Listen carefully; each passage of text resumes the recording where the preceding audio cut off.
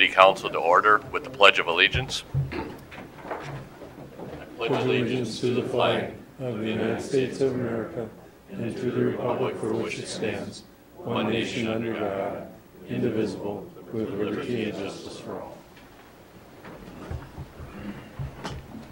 Welcome everyone here this evening. We have a full agenda for us.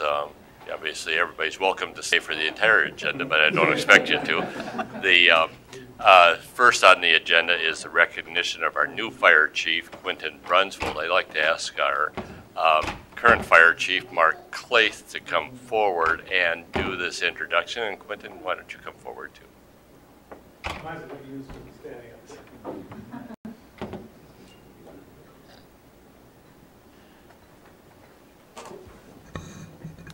Well, tonight we were just talking, it's kind of a unique situation for the Marshall Fire Department because I've been the fire chief for the last 18 years.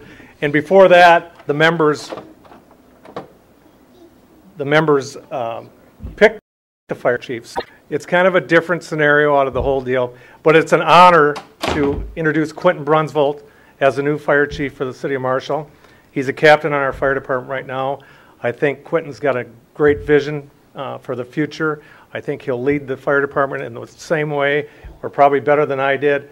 I know that motto, our family helping your family, is a very important motto to him too. So on behalf of myself, I'd like to introduce Quentin Brunsvold, and his family's here tonight too. So Quentin. So I have to say anything? I'm supposed to talk? I just want to thank Mayor and City Council for having me here tonight. I don't have a lot to say, but I'm honored to be able to fill these shoes that Mark has grown. He's only got 10 and a half, so I wear 13, so we should be okay. But I just want to make it better than when I got it. Not that it's bad, but that's what the motto always says. I just want to make it better than when I got it. So, congratulations, Quentin, and thank you, Mark, for your service. Yep. Thank you, Mark.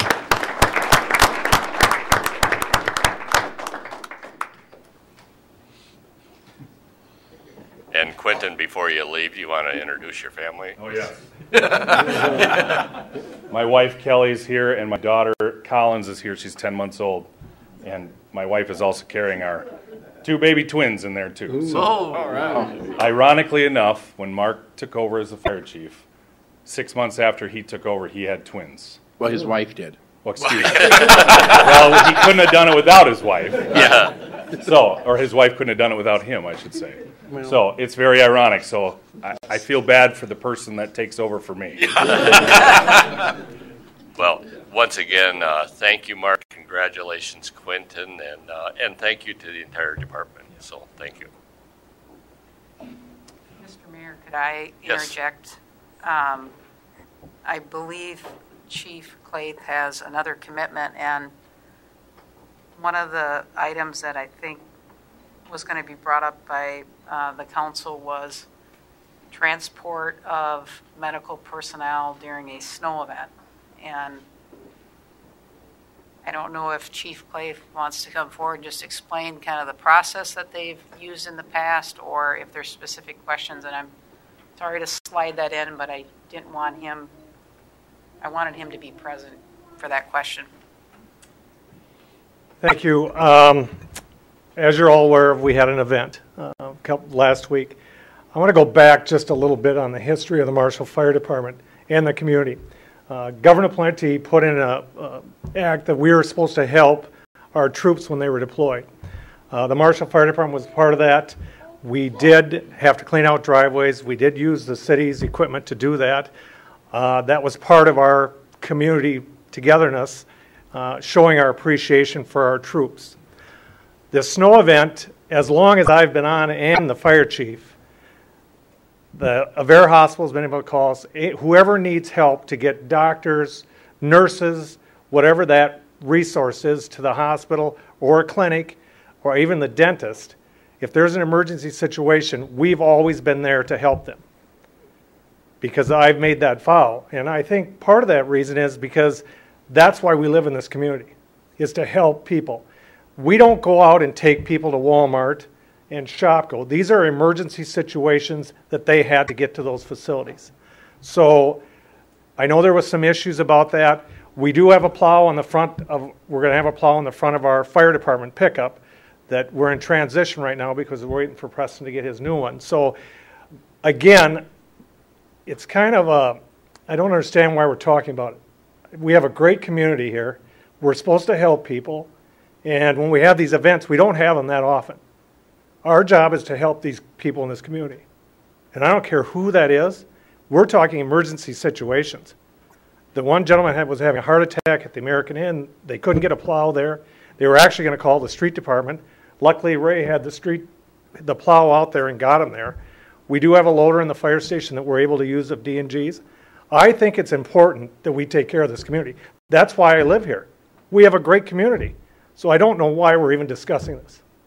That's the way it should be.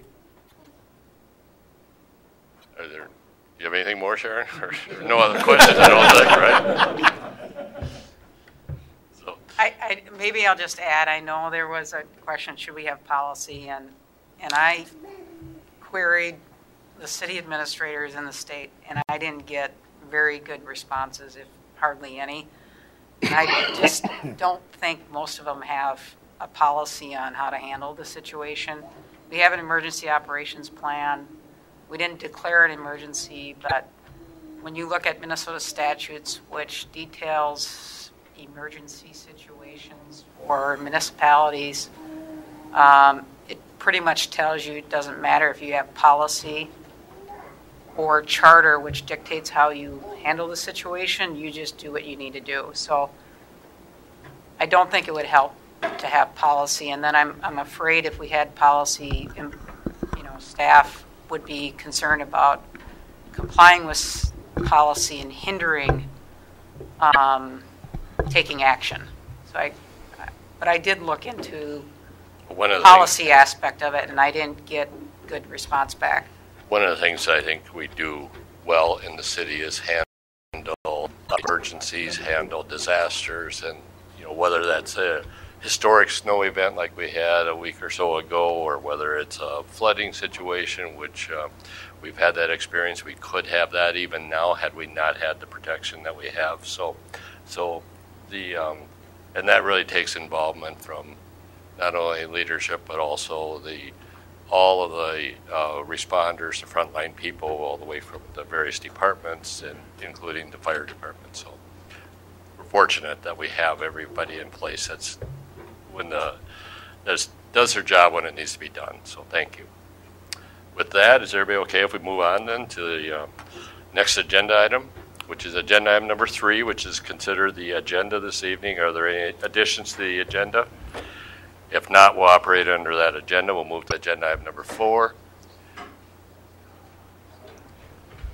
Agenda item number 4 is consider, and there's 2 actions here. The first would be consider the minutes of the local board and equalization meeting. We have the minutes of that meeting that was held on April 10th, 2018. Are there any corrections? Move approval. Motion by Craig, is there a second? Second. Seconded by Steve. Discussion? If not, we'll move to a vote.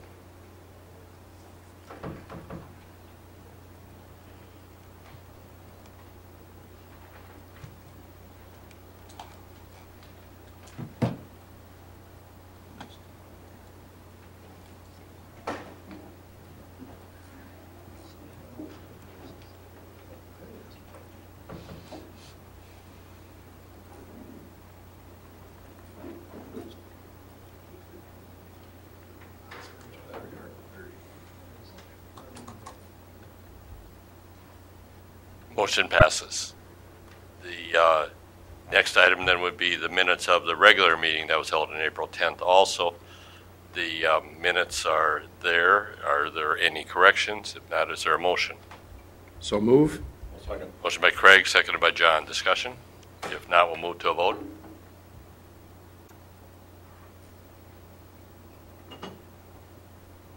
Motion passes. Agenda item number 5. Agenda item number 5, the public hearing. This is a public hearing related to the ordinance dealing with landscaping. So I will ask Jason, our assistant city engineer, to conduct this public hearing He'll make a brief introduction. Glenn, you may have something you want to add too. I don't know if you will. And then we'll open up for public input as part of the public hearing. Following that, then we'll close the public hearing and take action one way or another on the ordinance. Jason? Thank you, Mayor. So the landscaping ordinance was created in 2014 with direction from city administration at the time. The purpose of the ordinance was to encourage the incorporation of vegetation, trees, other visually pleasing landscaping elements into the design of new development and major redevelopment projects in the community. The landscaping ordinance has recently come into question from some in the local contracting community, and a building task force was created this winter to advise on issues with the perception that it's difficult to build in Marshall. Per discussions with this group, the perception that it's difficult to build is at least in part related to local ordinances like this one. So after 3 meetings to discuss building topics and local ordinances, the task force concluded that specific paragraphs of this ordinance should be repealed, and those include sections A2, B, B1, B3, and D. So the task force then presented those recommendations to the Planning Commission at its March 14th meeting. The Planning Commission motioned to approve the task force recommendation to amend the ordinance as presented. At March 20th L&O committee meeting, the committee discussed that recommendation and motioned to rework the language in the ordinance to be less restrictive and more clear while still encouraging some landscaping standards. So city staff went ahead with that suggestion and reworked the language in the ordinance, and that's what you have in front of you today. So that's where we don't have a specific recommendation. We're just giving you what we believe was the guidance from the L&O committee. And if you have any questions on that, I can try to address it. Thank you, Jason. Anything additional from the Legislative and Ordinance Committee? If not, we'll open it up for public input as part of the public hearing. Any member of the audience wish to speak at this time?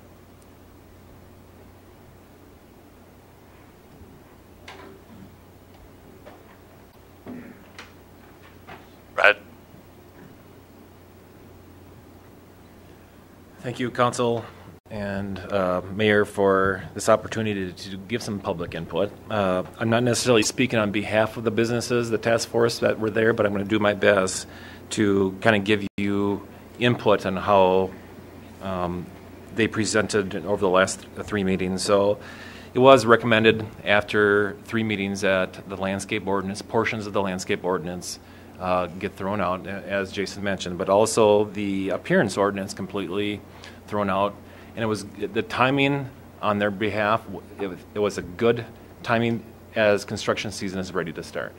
It's April, and with the thought process with these ordinances being edited, would be good timing as we are, like I said, we're ready to kick the construction season off, and we feel that it is needed for good building and construction. So that's what I have.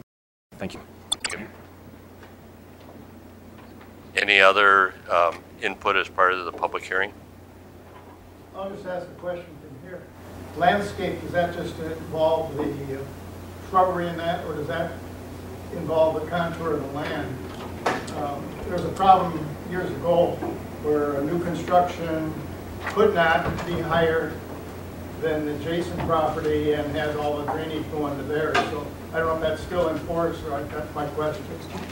So I will ask Jason to address that, or Glenn, you may want to. This ordinance very generally addresses drainage. There's other sections of the ordinance that address drainage onto adjacent properties, and I think Glenn would agree with that statement. Right. So, Doc, did you hear that? No, I didn't. There's other ordinances that address drainage. Yeah. The landscape is... This is more vegetation and trees, those types of elements. Yeah. Good point. Other questions or input as part of the public hearing? John? Just a comment that was one of the things brought up at the L&O meeting is, that Marshall is designated as a green city, and being in part of that does comply by having a city tree policy, and also that there's a little bit more than just the cosmetic on that, because I'm not sure what other organizations, but I know Minnesota Housing uses green step criteria as one of their scoring factors in awarding grants and housing tax credits, things like that, to communities. So there is a financial advantage of having a landscape ordinance, and I believe this would comply to it. That does, request to have trees in the certain locations. So, if I may add a statement about the ordinance as well, we do mention a city tree policy in this ordinance, and the purpose of that is not to add another layer of regulation. The purpose of that is to allow for plantings in the right-of-way, which was a concern that was brought forward and a recommendation that was brought forward to allow tree plantings in the right-of-way, because right now it's not allowed. So we just want to put together a very basic policy that we have not done yet, but it's just to specify distances of plantings away from things like fire hydrants, street lights, and curb and gutter. Jason, that's a good point, and it may be okay. I think it would be useful to page down, because you've hit the red line area on that, that it would allow trees on the boulevard. The next one, you might just want to briefly talk about some of these bullet points here. Sure. Lowered the landscaped area requirement from 30% of the lot area to 25% of the lot area, not including the building. We've eliminated the grading, the requirement for 1 foot beyond the roof overhang, where that must be landscaped if a gutter is not there. We just felt like that was good building practice, and they would be doing that at any rate. We've lowered the requirement of plantings from every 4,000 square feet to every 5,000 square feet of land area, and that's vegetated land area. That should be clear too. So if you have a commercial property where 70% of the lot is either building or parking lot, then the tree planting requirement is only in the 30% vegetated area. So on a 1 acre parcel that's 70% impervious, you'd be looking at about 3 trees. So it's not, we thought that made it's a lesser requirement maybe than it was originally perceived to be. We've eliminated the requirement of irrigation to be required, because once again, that's a good building practice, and that's more of the property owner's responsibility. We've taken away the size of the tree requirement, so any size tree can be planted. And in the last page, we cleared up that language. The task force thought that, or actually the L&O committee thought that the language was a little ambiguous. So we made it clear that you can get a temporary certificate of occupancy on your new building project without meeting the landscaping requirements. And you can, once a homeowner moves in and plants what they want, then a permanent CO could be issued. So that's the purpose of that. Thank you for going through that detail. Mm-hmm. Other input as part of the public hearing? It's a much better product. I'm glad we're putting trees back in the boulevards. I've been very clear. The neighborhood I live in because we have trees in the boulevards. One of my concerns still with this is something we should be fluid or work on later is it requires vegetation. 50% of the landscaping has to be vegetation, which I assume is grass. Grass, and this is the environmental side of me coming out, grass is not really that good for the environment. Like Craig Sheriff will tell you, we can't blow it into our streets. It has to be cleaned if we do. We're making our farmer friends put buffer strips on so their fertilizer can't run into the water streams, yet we're putting grass right up to our gutter system. And the only reason I bring that up is if you travel around different parts of the country, grass is kind of going out in a lot of parts of the country. We're fortunate that we don't have a water issue yet.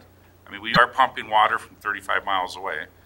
So, but we don't have it where we're restricting where you can't use water on your lawns. I mean, you're seeing that more and more. That not necessarily changing on this, but something in the future that we look at, that we may have to look at landscaping that does involve yards that do not have grass, or something that requires very little water or very little maintenance, simply because 20 years down the road, we may have another industry that's using a lot of water and just not have the water to do that. Or we could have a drought. California went through it. 5 years later, all of a sudden, we don't have any water. So that's something that they consider in all this when we talk vegetation. That's one part I did not like, because it's forcing these people that you have to put in grass. I don't know what other vegetation you put in. I mean, wildflower. It basically comes on the grass. Yet on the other hand, we tell the homeowners, don't fertilize your grass, because in most homeowners, I'm one of them myself, we improperly fertilize our grass. A lot of it ends up in the river. We blow our grass clippings onto the street. Mr. Schaefer says you can't do that. So actually, I'm only urging what the state and federal law says you can't. It is hard on our water. I mean, our governor has made a very point of his second administration is water quality. Grass is not conducive to good water quality unless it's just maintained as natural grass and not fertilized and this and that. I think that's something that should be looked at is give people other options to do that instead of just 50% vegetation. And like I said, we talk about trees in the boulevards as you guys work on it. I like the canopy trees. Like as you drive through our neighborhood in the summer, the canopy over the road, and it actually keeps our neighborhood cooler because our roads don't heat up because they're shaded. And that's a very important factor in a lot of residentials is shaded roads. I found an article in California, we don't do this yet in Marshall, they're actually painting their roads, they're seal coating them white. Glenn's shaking his head to keep them cool. And they're recommending putting trees back in the boulevards instead of taking them out.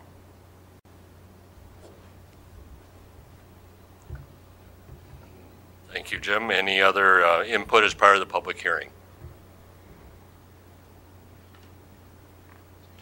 If not, I would entertain a motion to close the public hearing. So moved. Second. Motion by Steve, seconded by Craig. Discussion? If not, we'll move to a vote.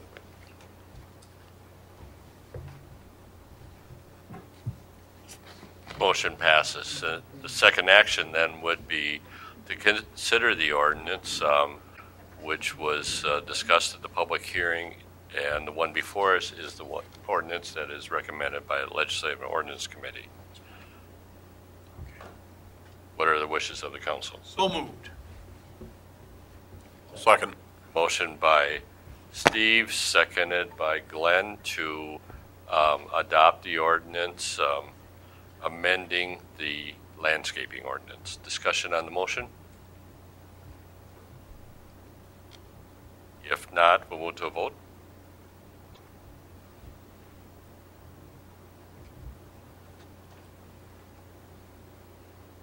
Motion passes. Move then to agenda item number 6. Agenda item number 6 is also a public hearing. This is a public hearing. This is a public hearing on the exterior appearance standards, and the recommendation is to repeal this ordinance. So this public hearing will be concerning that recommendation on that ordinance. And once again, I'll call on Jason Anderson to conduct this public hearing. Jason. Thank you, Mayor. The exterior appearance standards ordinance was also created in 2014 with the same timeline as the landscaping ordinance, also with direction from city administration. The purpose of that ordinance, once again, is to encourage development to meet a certain aesthetic standard. Similar ordinances from other communities were reviewed to create Marshall's ordinance. Like the landscaping ordinance, this ordinance has been identified by the task force as an ordinance that adds additional expense to projects and makes building more difficult in Marshall. It should be noted that many of our regional comparable cities do not, at this point in time, have similar ordinances, though I did catch an article of the city of Worthington discussing one for their major commercial corridor. The task force recommended to the Planning Commission that the ordinance should be repealed in its entirety. The Planning Commission then indicated that they wanted the city to look nice, but they didn't always feel comfortable making decisions about building materials. And so they weren't so certain that they liked dealing with this ordinance either. The Planning Commission recommended to the L&O Committee that the entire ordinance be repealed, and after some discussion at the March 20th L&O Committee, the committee voted to bring this to public hearing to gather some input. So that's where we're at today, and because this is purely an aesthetic ordinance, city staff doesn't have a direct recommendation on this. Our recommendation is just based on the Planning Commission's recommendation to repeal. Yeah, just to be clear, the Legislative and Ordinance Committee did not have a recommendation on this. They did not. They just voted to move to gather public input. Okay. Yeah. Thank you, Jason. We'll open it up to any public input again as part of this public hearing. First, is a member of the audience wish to speak?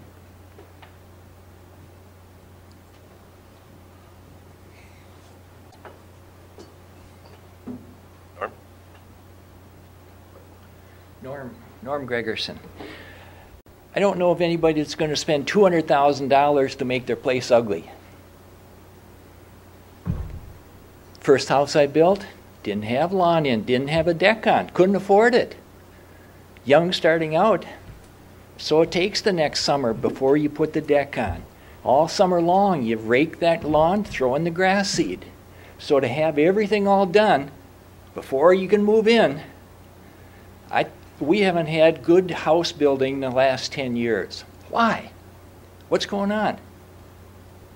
A city this size should have a lot more construction than we've had. That means more tax dollars for everybody. Everybody wins. Happy families that stay, it's a win-win all the way around. It'll get there, but to start too many regulations to begin with. So I think we should grow with it. If it becomes a problem, we can add them. Trees, eventually they'll get there. Maybe not for day one.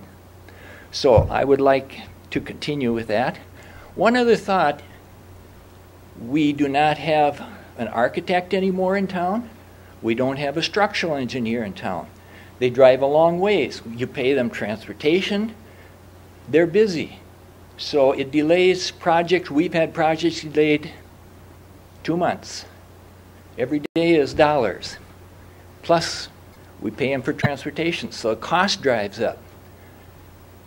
If the building department, if you have structural engineers and you have charts that the architects look up, if it meets code, why can't we go with it instead of requiring these professional to drive here, this one to drive, write up the report, submit it, and delay the whole project. So another thing I'd like to see the city look at. Thank you. Other input from anyone in the audience as part of the public hearing? Or members of the council? John? Yep. I think we got maybe one more.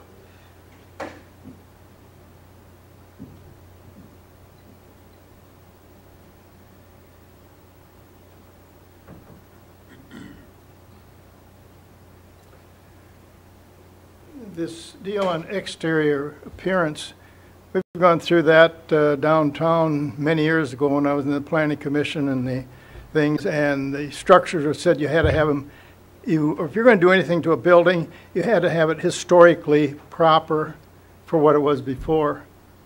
Well, we got Lenny's building down there that's not historically proper, but I don't know if we've had any, it seems like no one wants to speak up and question the idea of the exterior appearance. What products are going to be used, whether it's something that's new, if it has to be fully not, if it has to be walnut on something, it can't have imitation walnut. And yet the imitation walnut would probably last longer than the regular one. So I'd like to hear some discussion before you close it off about the thing on the exterior appearance. We had paint color problems years ago. You couldn't have a Coca-Cola sign because it was red, but that didn't go with the historical appearance. You couldn't have a paint company sign that was yellow because it didn't get to the historical appearance. These companies knew more about what they wanted for their products than we did. but we didn't allow them. So I'd like to see some discussion directed to the topic on hand and just not drop it. Thank you, Leroy. Anyone else in the audience wish to speak as part of the public hearing?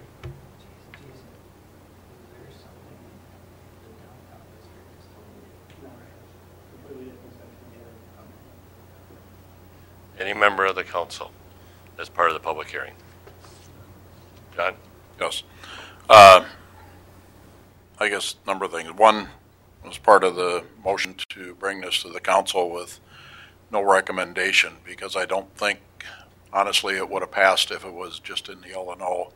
And we really wanted to get the input from the public on this.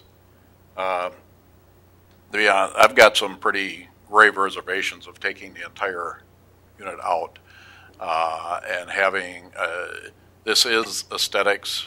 This is, it's purely cosmetic, has nothing to do with safety. That's all covered in the building codes. And doing that, this is what makes our community look good as a community. So just taking it all out, I do have grave reservations in doing that. On the other hand, I do realize that there's some areas in here that need to be changed. And I understand that, and I've listened to a lot of the conversation, and I would go along with that.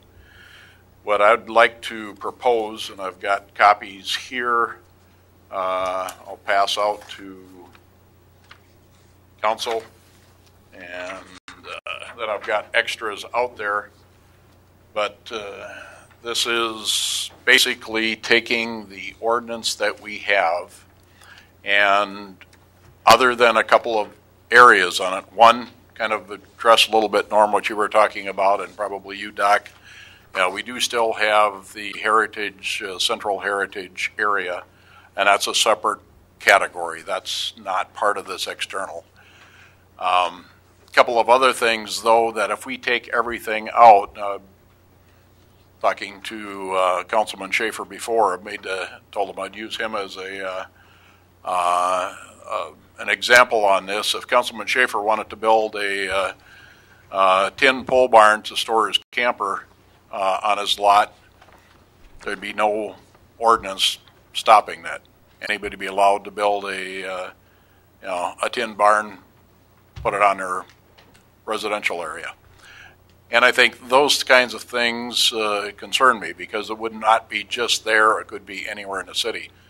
What I'm recommending in this is that we take and a couple of items, one with the metal buildings, be general across the community, but then on the ordinance as it is now, to do that really over the entrances or the main access, if you want to call them corridors of commerce or whatever, kind of a fancy term that's out there, that all the streets that are coming into Marshall, we'd maintain the ordinance pretty much as it is. I'm not saying at this point that this should be voted on and passed and go into it. I'm presenting this as a talking point, and I'd actually like more discussion.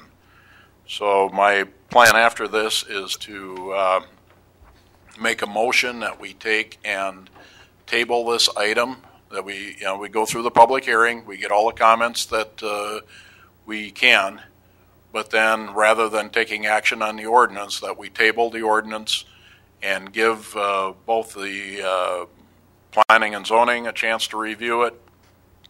Task force members want to review it and input into it. Staff, anyone else, have them an opportunity, and probably come back in either 2 weeks or 4 weeks and then act on an ordinance.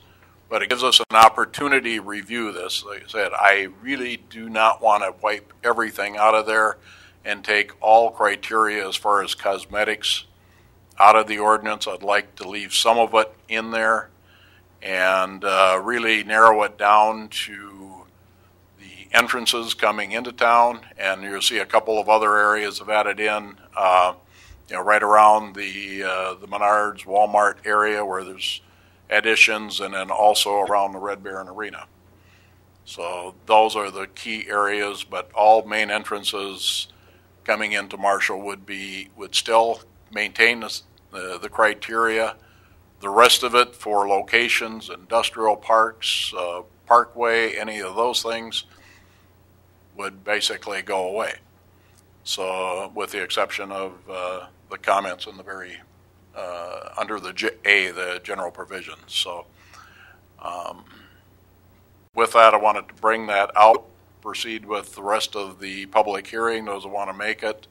But my intent is after this, we close this public hearing to make a motion to table the adoption of the ordinance. Okay, thank you, John. This is the public hearing and time for input, and that is input. And the, we're not doing any motions in the public hearing. And John, you are absolutely correct that any action would be after the public hearing is closed. Now it's time for any other comments. Jim, I saw you had your hand up. I did. On this, appearance ordinance, there's a couple of things. First and foremost, we did not have this 7 years ago. Walmart was built without it. Shopko was built without it. I'm not even sure. I think, you can correct me, but I think Menards was built before this was up. The Sleep Inn was built before this was up. These are all nice buildings. Am I correct saying Menards was built before this ordinance was enacted?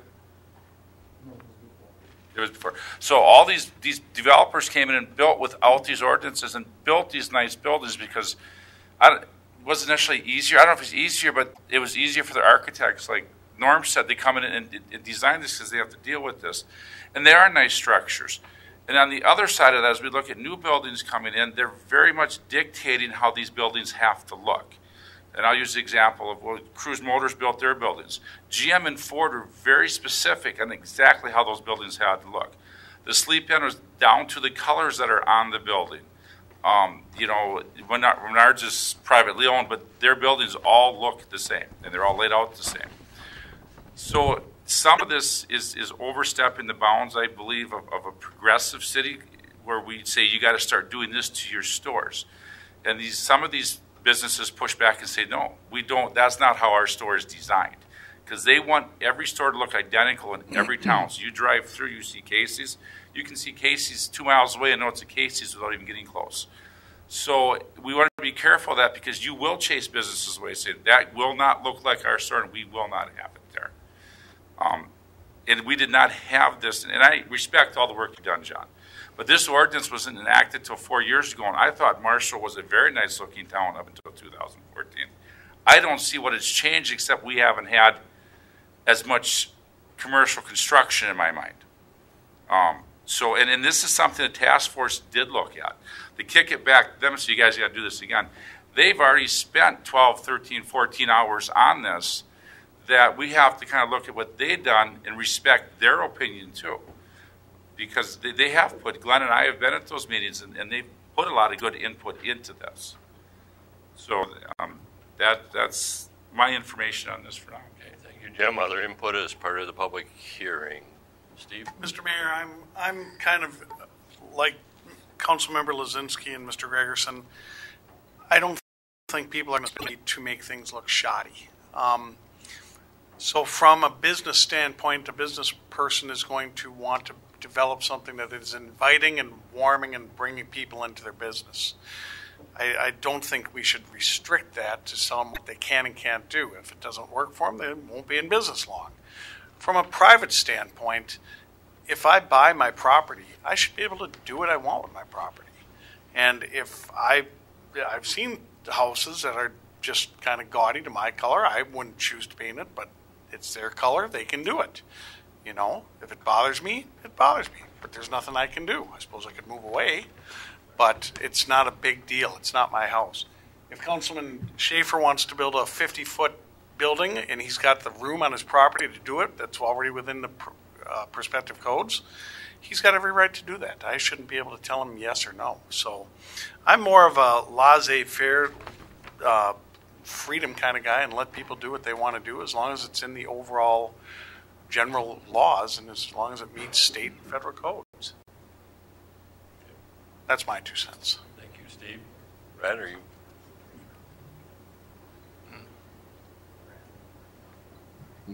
Brad Mellbrook.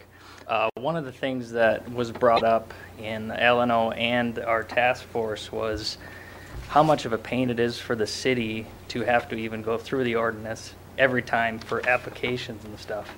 So it's against production. You know, at a business standpoint, you don't want to have to deal with, I guess as far as my thought is it's like as a business owner, this is not making you any money, right? This makes no sense to overregulate something that doesn't need to be overregulated, really. It just needs to be done because it still has to go through the Planning and Zoning Commission, right? If you're doing most things out of the ordinary. So that's all I got. Okay, thank you, Brad. Jason, you may want to also comment on the Brad's point about the this is not something that your staff enjoys doing or wants to. It is actually it causes your staff not only extra work, but also it's kind of a public relations issue, but enforcing something that. You're correct. There is obviously some added work with making sure that there's compliance with the standard, sure. The worst part is probably, like you mentioned, the public relations issue with the topic and some negativity towards it. So we don't like dealing with that when we can prevent it from that angle. Yeah. Thank you. Other input as part of the public hearing, John. Okay, just a couple of things that brought up, and I'd have to say, 90+% of the work that gets done in this city does look nice, and it is good. And actually, Brad and with everything going on, I honestly wouldn't expect you to be doing anything different with or without the ordinance, because I think you are a reputable developer and you do good work. And the same Norm, same thing. My concern is that 1 or 2% that's out there. And I was on the council not too long ago where we had to condemn a house of a veteran because construction company left town and left him with blue tarp on top of his house. Those are the things we really got to watch out for. It's not the people that are here, because they're going to respect what we've got.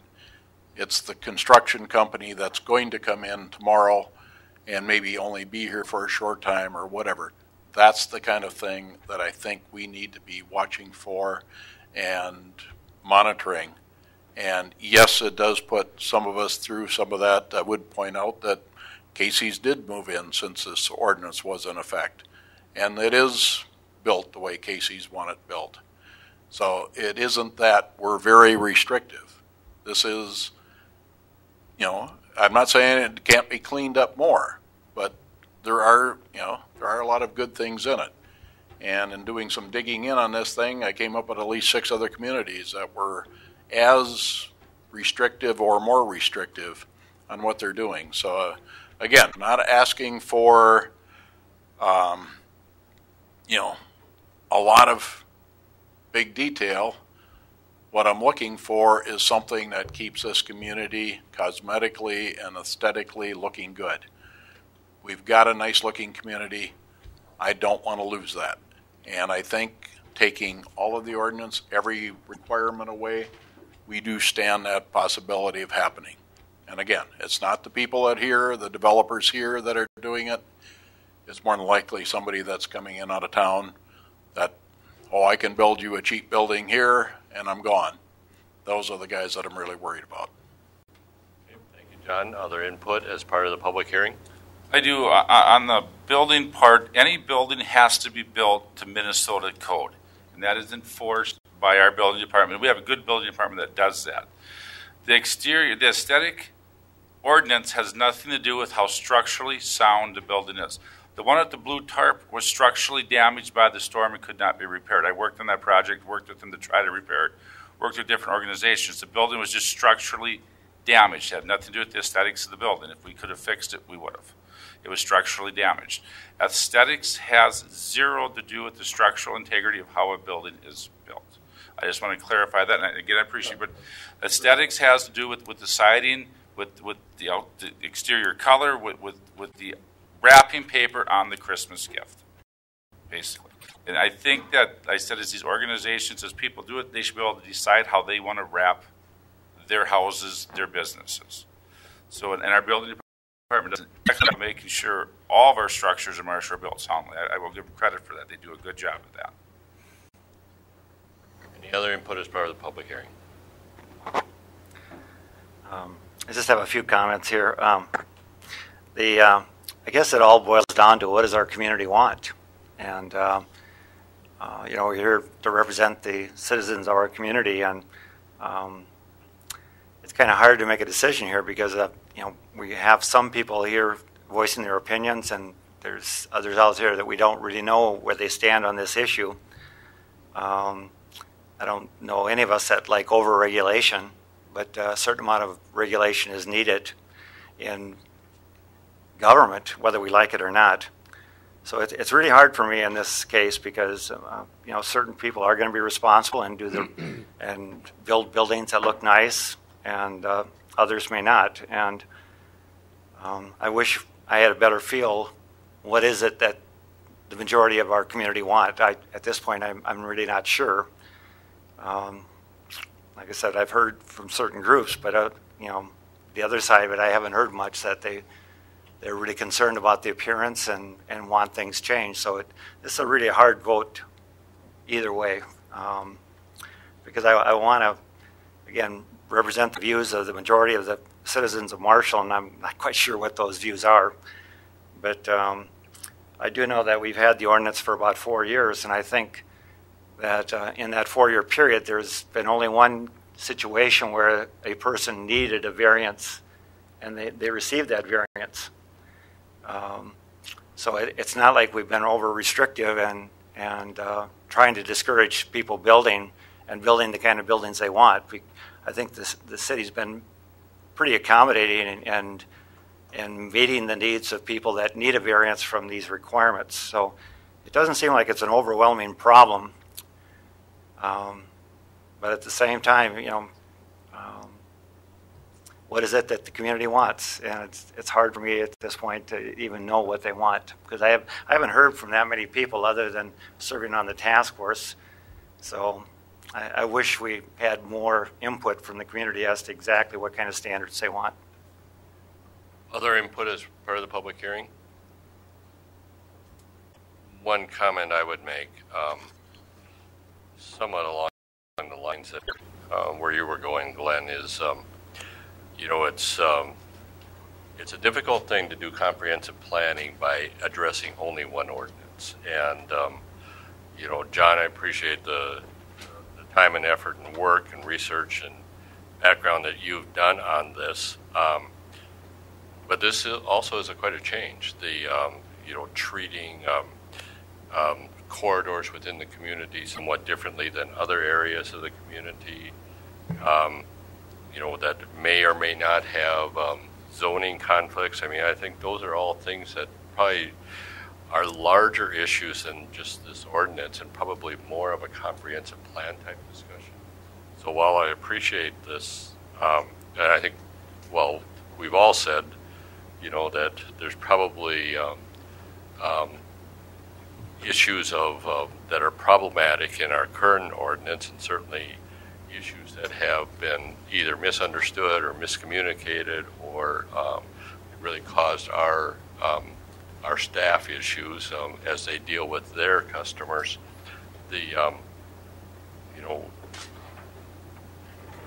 Having a solution that only deals with one ordinance, may not be the right comprehensive thing to do. So, any other input as part of the public hearing?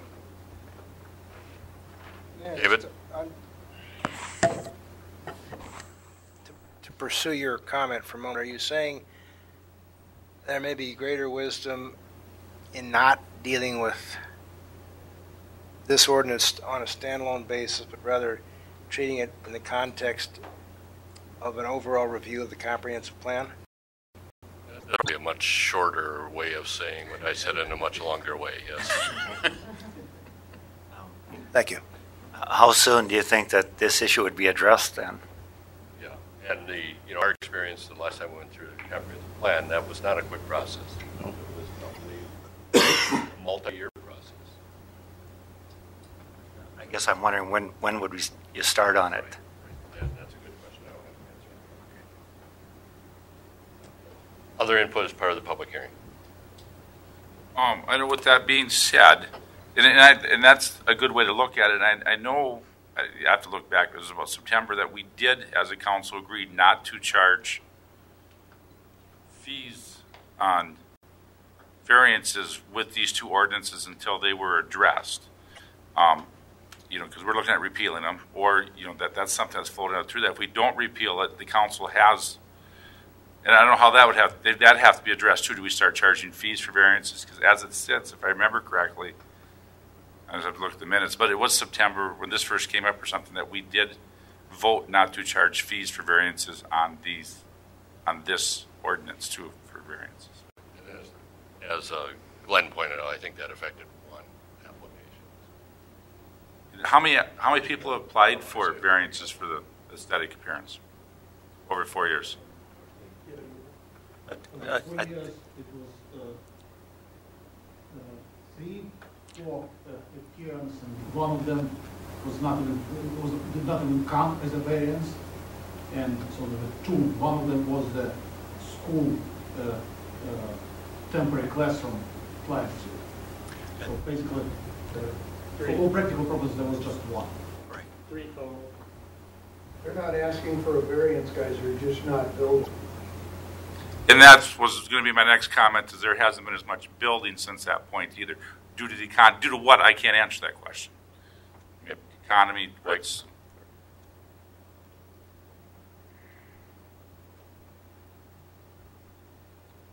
I'm Greg Bladholm. As part of a business owner in Marshall, part of the task force, I am a contractor. I mean, our task force is set up to try to figure out what we need to do to bring people to Marshall.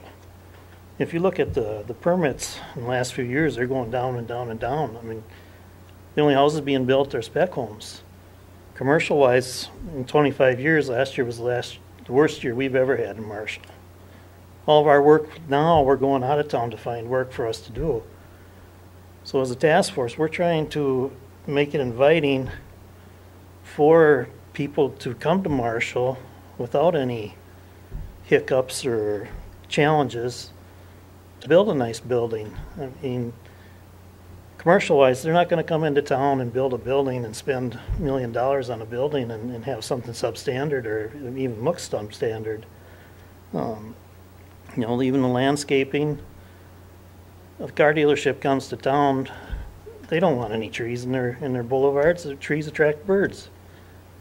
It's, a lot of this should be up to the people that want to come to town and build, and not based off of some regulations.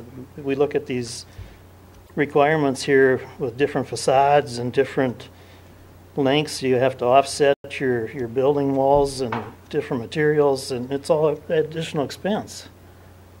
And granted, there probably hasn't been that many projects that have been, like they said, that needed a variance, but there again, what we need to do is figure out what we need to do to bring businesses to town. Marshall's dying. It's bad. I don't know if you guys see it or not, but being a contractor, I see it every day. There's nothing going on. Thank you. David? Let me ask another question. Here's a scenario. Let's say we take the actions before us tonight, which would repeal the exterior appearance standards. We commence with the comprehensive plan review coming months. And from that, we decide there might be some elements of the old ordinance that are on a selective basis worth bringing back. I assume we could do that at that time, yes? Well, certainly. Okay. Would that be one way to solve the problem before us right now? We're still in the public hearing, so that's also input. Any other input as part of the public hearing? Brad?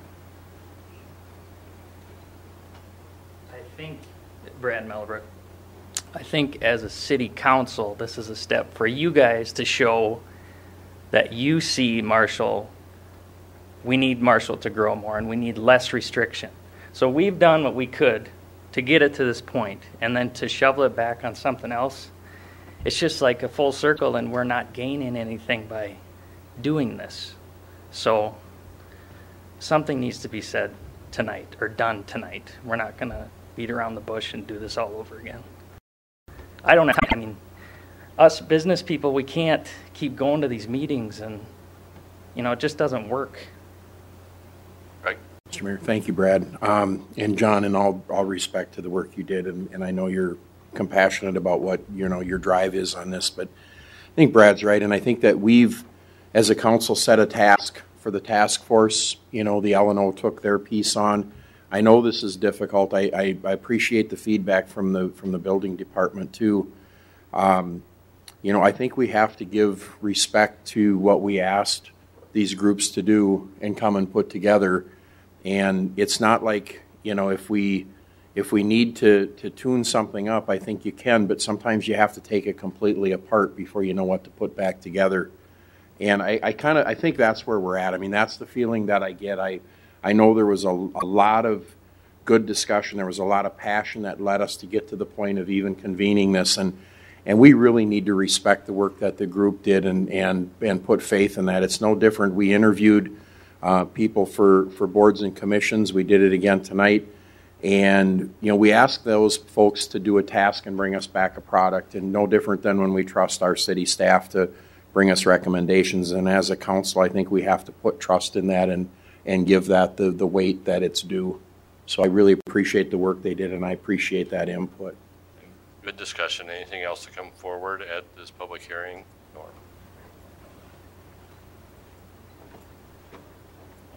Just a comment on the comprehensive plan. We've been through 2 comprehensive plans. You're right, they take a couple years. I've still got the books. Most of it has not been followed. There it is. If you're going to make a comprehensive plan, you should work year after year. There's all kinds of projects in those books that haven't been addressed. So what makes this one going to be different than the previous 2? Yeah. And Norm, I'm not going to debate with you, but I do strongly disagree with that. So, John, you have a comment? Yeah, just to comment in regards to the task force. I do respect all the work that you guys did put into it, and do realize that there's quite a bit of work there, and I do think we need to take action. Whether that action is tonight or in 2 weeks is really the question. Would point out that having chaired 2 task force on the city hall, and there's one previous in the last 6, 7, 8 years, and we're still talking about city hall. So, it's good to have task force and good to get the information. But the action that we need to take needs to be timely and the right action too. We open this up. We've opened up a box that we're going to have a hard time closing if we should decide to close that. Request here is to just basically restrict it down to an area, to a smaller region, just entrances coming in, and to have the time to take and talk about what's actually in the ordinance. I put in what was there now. There's probably a number of things that could easily come out of there. I'm fine with that. But I want to have the discussion of doing that in the next 2 weeks, 3 weeks, or whatever it might take, and get that done. But just give us more time to really absorb this rather than just wiping everything out. So. Done. Right. I think a lot of this just boils down to common sense and not go with fads. Now, I think that there was a few years ago, there was a recognition given to a group of residential areas or apartments out on College Drive. I don't know, it was because of the colors. I mean, each building had a different color, and it was written up to being, wow, this is it. If you can remember that. Is it still that color now? So we let things, we go with fads, we go what's in, and then all of a sudden it's out. this historic district, yes, we have to continue keeping that something that's looking good. You can't do what they did out there. But the pendulum swings back and forth, and if you let the pendulum go too far one way, you're going to take and destroy everything. So the whole thing has to be tempered with something that makes sense, and some of the stuff that's been done in this town doesn't make sense. So. Okay, any other input as part of the public hearing? Good discussion, respectful discussion. I enter a motion to close the public hearing. I'll make that motion. Motion by John, seconded by Steve. Discussion? If not, we'll move to a vote.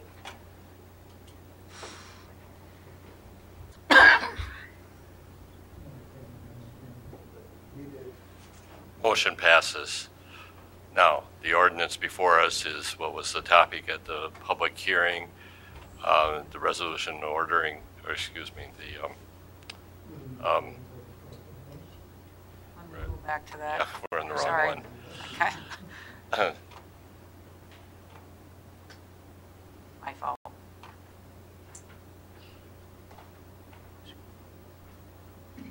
Well, we know what the ordinance is. The ordinance is on the exterior appearance, and the ordinance before us would revoke that ordinance. Mr. Mayor, I'll move approval of the proposed ordinance repealing section 86.260. I'll second that. Motion by David, seconded by Jim. Discussion? Say, I would prefer that we table this, so it's appropriate to make a motion to table the motion until 2 weeks from today. I believe there's a motion There's on a the motion table on the second. floor. Right, there's a motion on the table. Are you offering that as an amendment to That that is motion? I'll offer that as an amendment. And then, so that would take a second to that amendment. I'll second it. You're seconding it?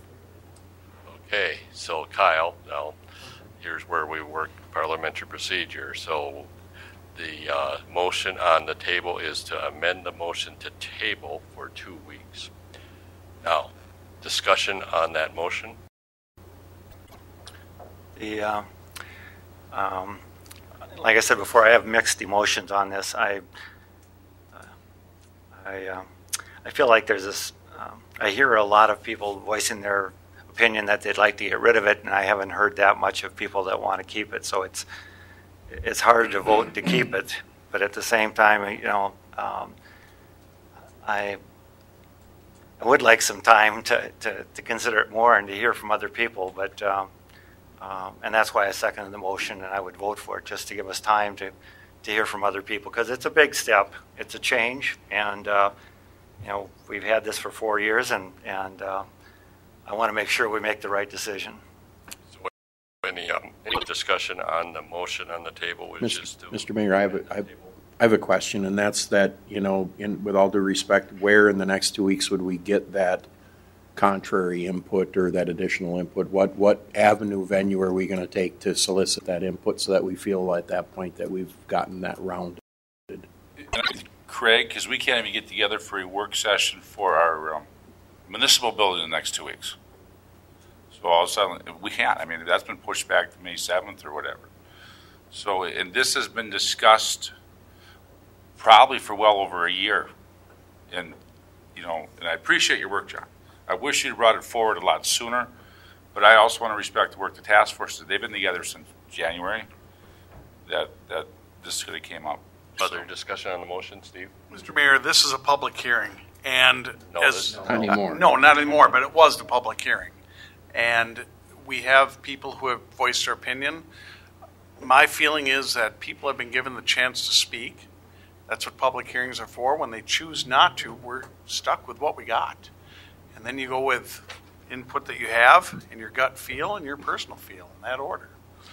And so I would speak against tabling. Any other discussion on the motion? Mr. Mayor and Councilman, I hesitated to state anything because I don't want to have a staff recommendation. I do want to just point out a couple items. One is there's hidden statistics So you can't just look at number of variances applied for and say, aha, it isn't an issue. The hidden statistics are on a daily basis. Staff have struggled with the ordinance in terms of communicating and advocating in terms of compliance. And so I just kind of want to point that out for the statistics of variance. I don't think it gives you a complete picture of the difficulty of the ordinance. There's a lot of contractors that frankly comply with the ordinance. They don't want to go through the variance process. And, you know, we're not seeing that in the statistics. The other item is there's a fallout in some ways of us not proceeding on the action in that the staff, once we go to work the next day, still have to contend with how do we work with contractors and move forward in a positive fashion. And you know, just talking to a lot of community people, not just contractors and businesses, but citizens. My first 6 months here, I think there's support to repeal the ordinance. I'm not really that surprised that there isn't public attendance here beyond what we have. It's not a really great venue to get public comment. Public hearings are notorious for really not getting public comment. That's why down the road, once we look at a comprehensive plan update, we choose different venues to communicate how we want to move forward. And it's not going to be a typical public hearing process. So I just want to kind of add a little bit on that statistics and then just talk about, you know, we're trying to make some changes internally with the building department, which we've done. There's still work to do. I don't think what we've done solves everything, but I think this could be a continuing issue or obstacle for us trying to portray us as facilitators, not regulators. And that's been kind of something I've repeated over and over to the staff and outwardly. So I just want to mention those two things. Other discussion on the motion to table? If not, I'll move us to a vote on that motion.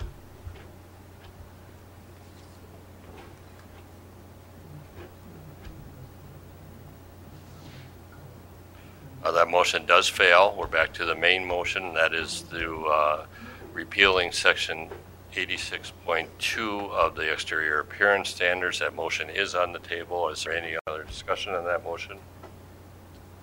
I would just say this, whether it's John or myself, we're all for growth, and but we're for responsible growth. And people don't like regulations generally, but they do want them when it's there to protect them. And so I will vote to repeal it. It seems like that seems to be the will of the people. But I do think that as a community, we want certain standards. We don't want just the Wild West where anything goes. We want responsible growth. And so there are times when we do need to step in and have ordinances and standards so that we protect the citizens of our community and we have a community that we can be proud of. So we can get carried away with getting rid of them. And like I say, some regulations are necessary, even though we don't like them, they're necessary. So. Other discussion on the motion? If not, we'll move to a vote. All those, we'll move to a vote.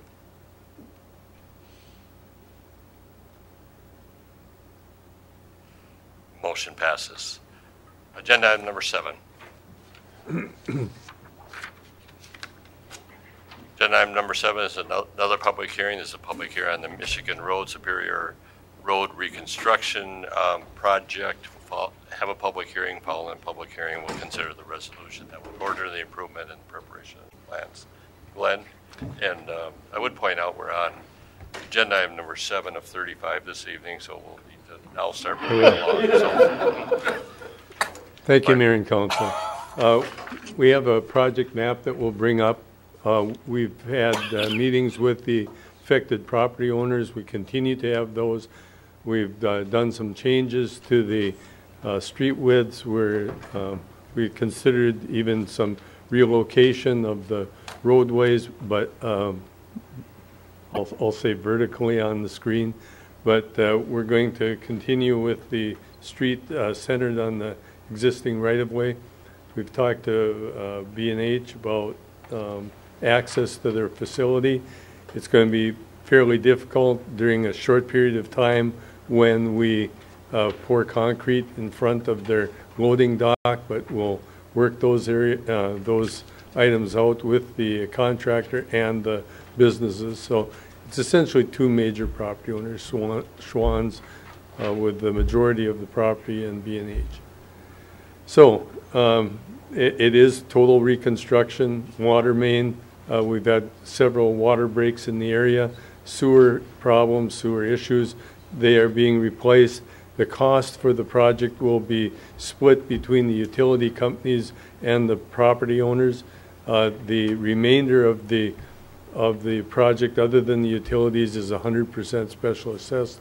We've got some gross amounts of estimates, but after the bids come in, we'll have better dollar figures for the property owners.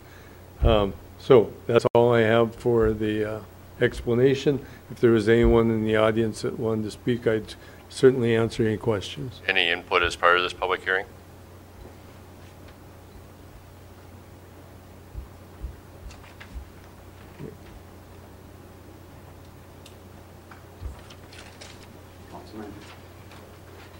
So, Brian Stuckey from BH Electronics. Had some questions. It said in the notice of the hearing, a reasonable estimate of the impact of the assessments would be available at the time of the hearing. So I'm wondering what the assessments or special assessments would be specifically for BH Electronics, and I'm wondering if you have an answer. Yes, I'll have Jason address that. Can you speak from here? Is that okay? You probably should come up since we're on TV. We've looked at with just our preliminary estimates, and we'll have to note that we're still putting the final touches on the project and getting the final scope down, but your particular property, I would say roughly $50,000.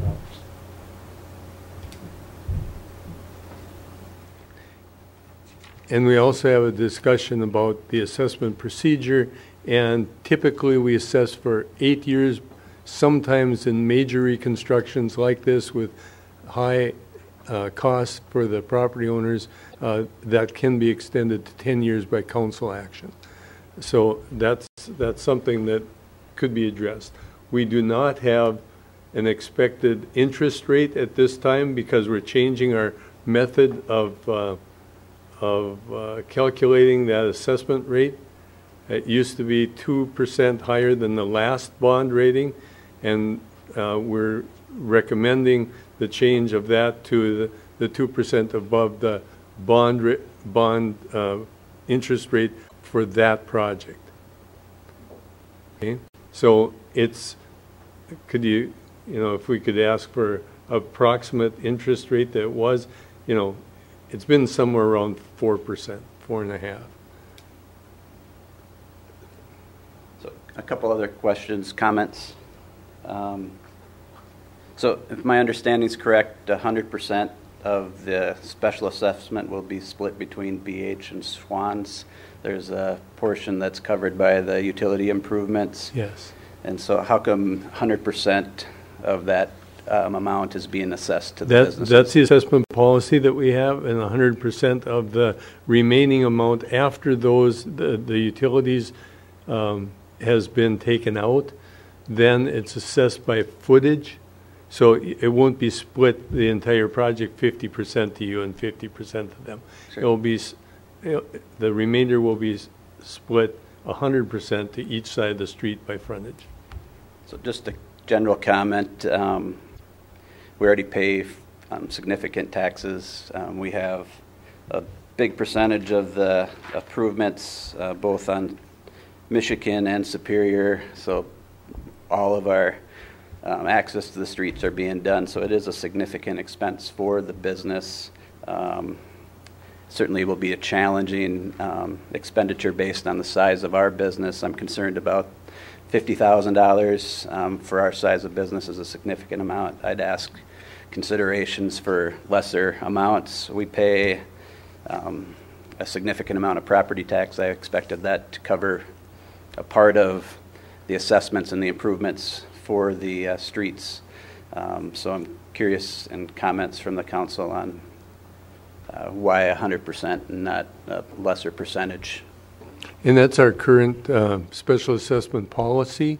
This isn't the assessment hearing, of course. Sure. This is just the improvement hearing, kind of indicating what's needed to be done out there.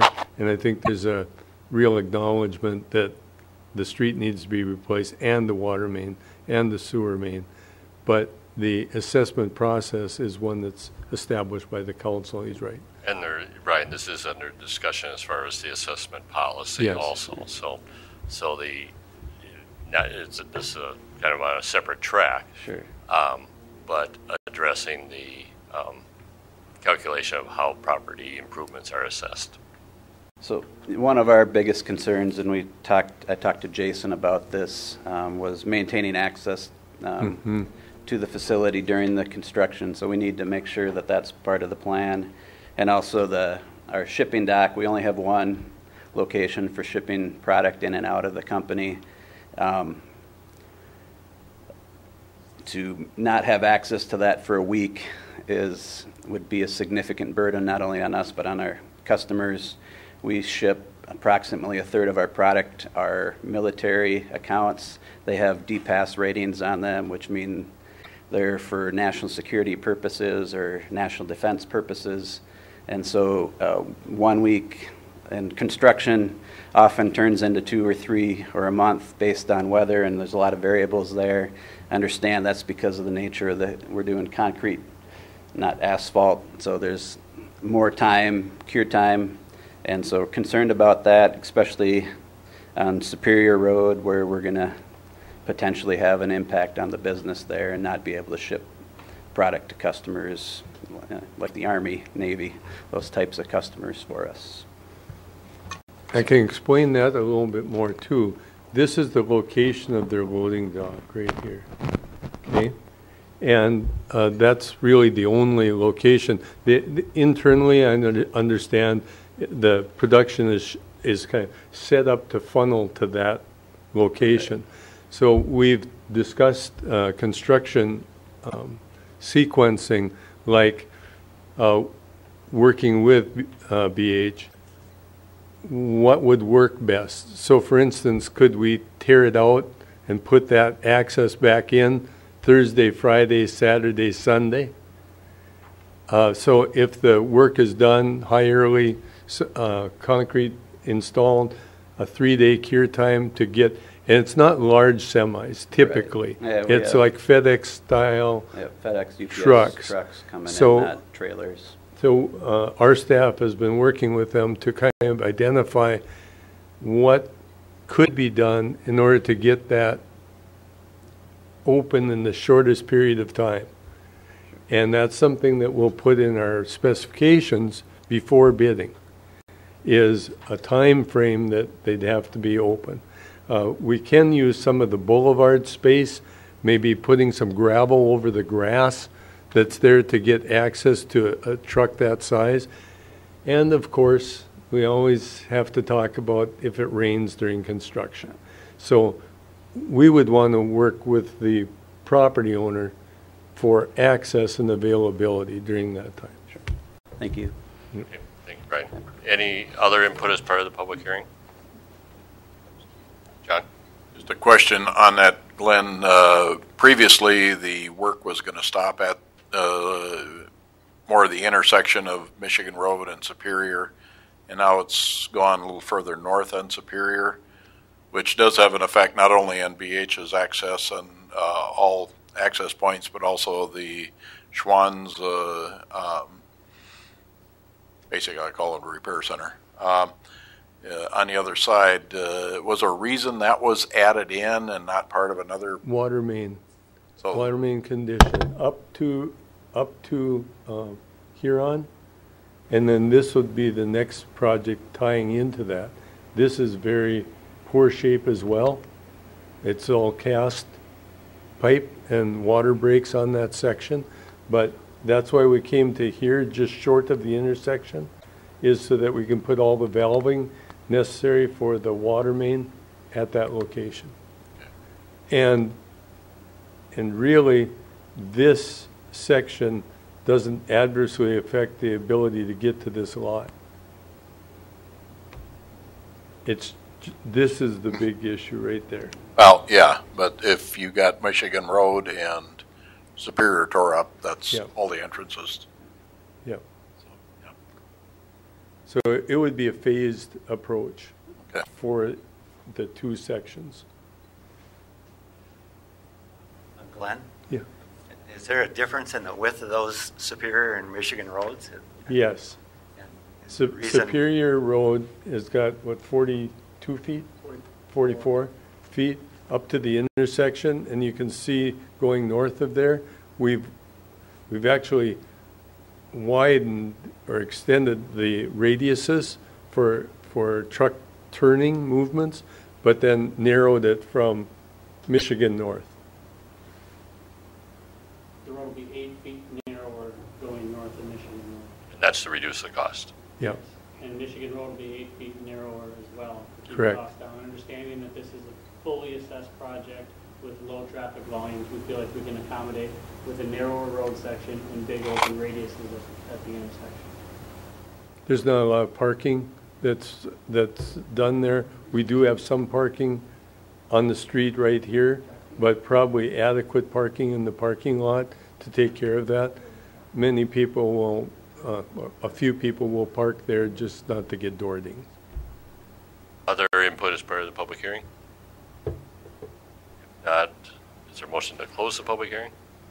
Make a motion to close the public hearing. Motion by John, seconded by Jim. Discussion? If not, we'll move to a vote.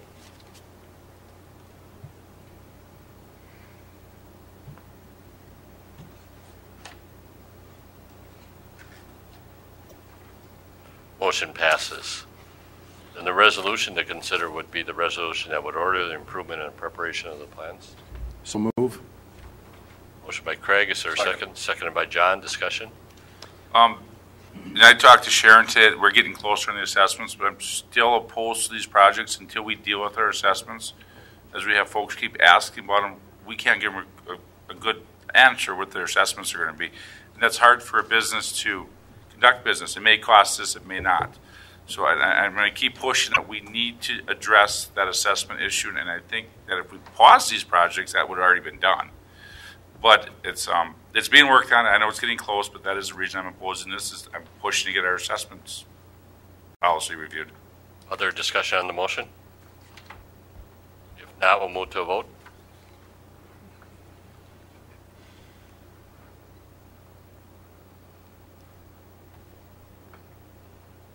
Motion passes. Agenda item number 8.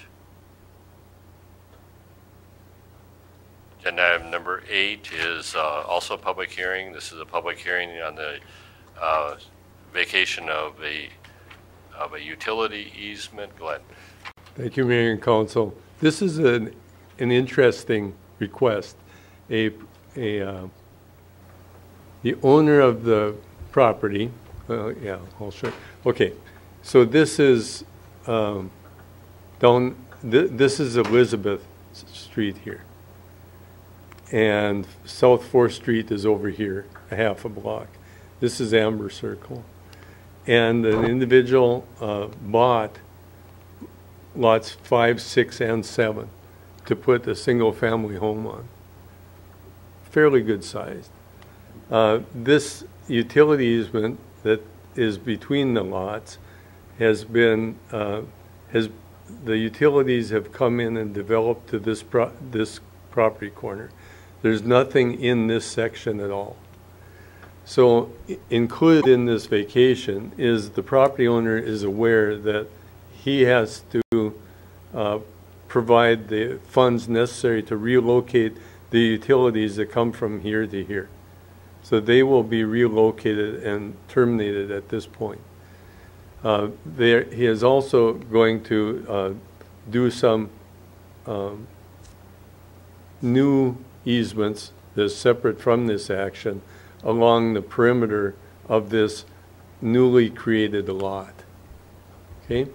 So we are recommending the approval of the vacation of this utility easement, subject to providing the other easements necessary for the utility companies to go around the lot, and understanding that the property owner is responsible for costs of relocating existing utilities in the easement.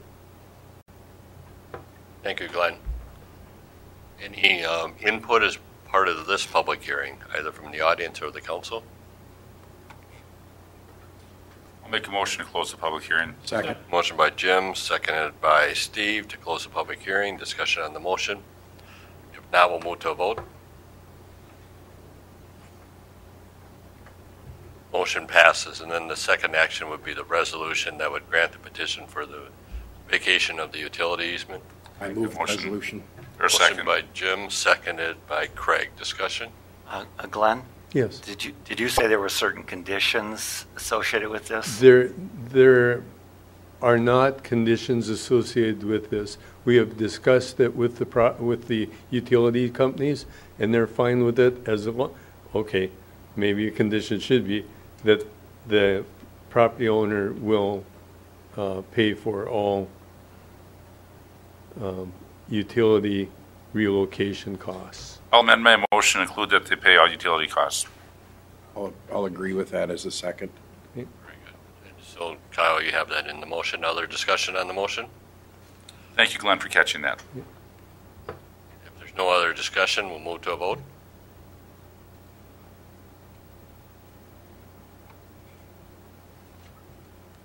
Motion passes. Agenda item number 9 is the consent agenda. Bring the items up on the screen on the consent agenda.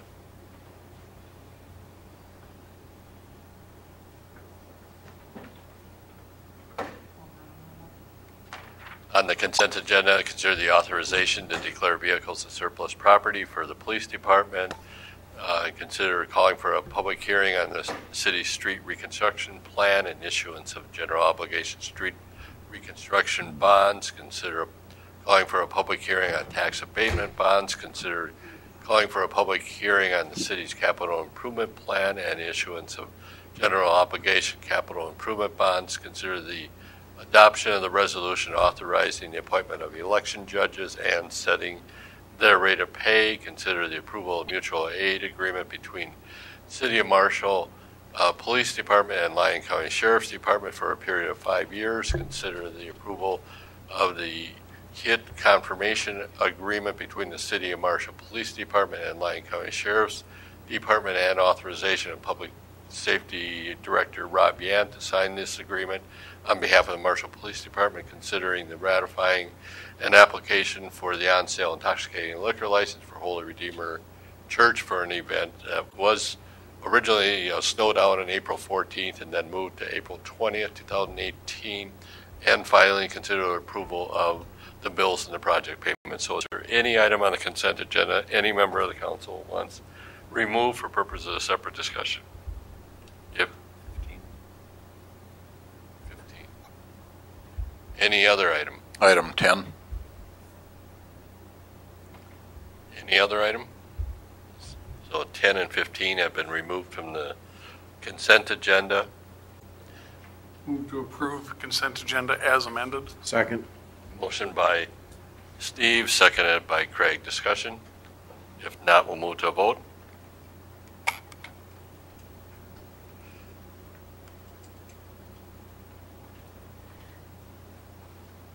Motion passes. We'll move then to agenda item number 17, which was agenda item number 10. Consider the authorization to declare vehicles as surplus property for the police department. Glenn?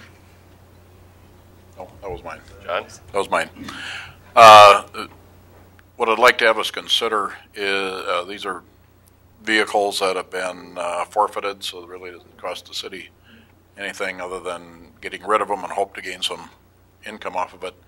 However, request that at least one of the vehicles, one of the better of the two cars, be donated to United Community Action Partnership to be repaired and given to a family in need.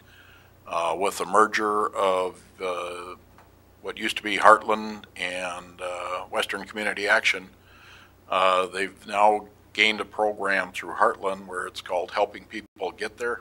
And what they do is they accept donations of vehicles. They take care of working with a mechanic to bring those fully up to safety standards and fully operational, and then give it to a family that is in need of transportation and basically doesn't have a car. They've had a 76% rate of getting the people that do get the car off of assistance. So this is a very high success rate of getting people that they may be able to work, they just can't get there because they don't have a vehicle. And I'd like to have us consider taking one of the vehicles and donating it. Jenny, you want to make that? I'll make that as a motion that we pick one of the, I don't know, whichever the better is. Probably my first guess may be the Ford Taurus, but donate that to United Community Action Partnership. I'd second that motion with a consideration that somebody make the decision based on knowledge of it, actually looking at them to decide which one goes. I don't know if that's the tow company or who would actually make the decision. I think we leave it open. I wouldn't name a vehicle. I would let somebody pick it based on one of them. Yeah, and that would be a conversation between the donor and the donee there, so the recipient. They want some input. Yep. Very good. Any other discussion? Why wouldn't you just donate all three of them then? Good. Well, I do think that the police department uses this a little bit to offset their budget, so I'd hate to pull everything out of there, but they certainly could use UCAP certainly could use all three of the vehicles. Not sure about I suppose a Suburban if they get a large family. So good evening, Jim Marshall representing the administration at the police department. Yes, Councilman DeKramer, that's a great idea. My only concern is that these are abandoned vehicles. These are vehicles that haven't been forfeited. And usually our abandoned vehicles are in really difficult, tough condition. I'm more than willing to go in that direction if that's what you want, but there may be better vehicles when we get to that point of forfeiting a vehicle that still runs. Possibly these are really in rough shape. Typically all these are crushed. Probably 95% of these vehicles we simply crush. So they're not even worth that, is what you're saying. These ones are abandoned. Now, there might be forfeited ones down the road that we can look at if that's what you want to consider, but I'm open to whatever you want. Just want to make sure you know the condition. So one of the options, it may be to make that offer, and they may, the agency may say, we'll wait for. We'll hold off. Yeah, that sounds good. Okay, so we give them an amendment motion to at least make the offer to the individual at UCAP that handles this to see if these are suitable. And that's still consistent with I'm your fine with second. That. Absolutely. Okay. Good suggestion, John. Yes, it is. Excellent. Other discussion? As with anything with UCAP, I will abstain from that vote because I do a lot of conflict of interest there. Any other discussion on the motion? Does this represent your motion? Yeah, we're going to change the wording of the motion.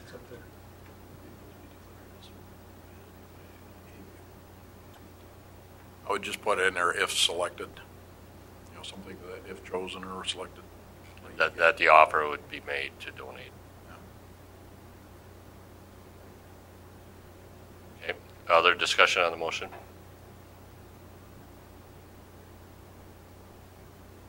Kyle, when you're ready. Mm-hmm. It's in there. Yep. Yep, that looks good. Okay. With that revised motion, substitute motion, I'll move to a vote.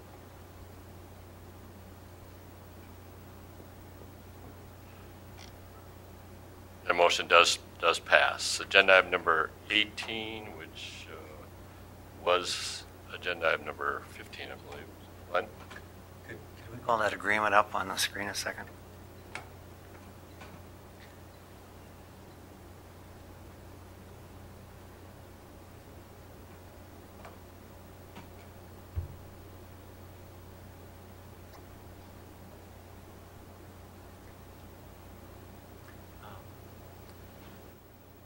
I was reading the agreement, and I was just wondering, in paragraph number 6 at the bottom there, it indicates 3 different things, types of assistance, and it was back at the top there. Yeah.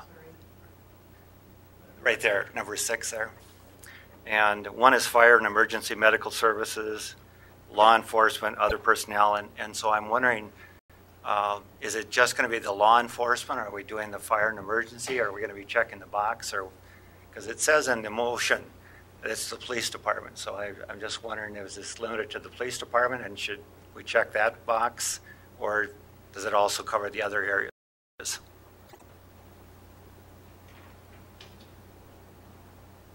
My discussions with Chief Yant that this is limited to law enforcement.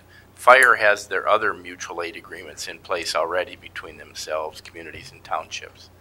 So I think maybe we just check the law enforcement box permanently. Okay, we'll check that box. And then the other page, it talks about how long it will be, and this is duration, and we will be putting in there 5 years. Is that the time period? To be 5 years. So it is a 5-year agreement? Okay. Okay. Anything else? Yeah, I'll make a motion to approve it. Second. Motion by Glenn, seconded by Craig. Discussion?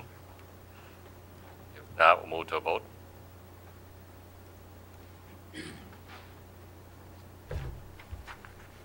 Motion passes. Agenda item number 19. Agenda item number 19 is the Adult Community Center Annual Update. With us tonight is Barb Lipinski from the Marshall Area Senior Center. Barb?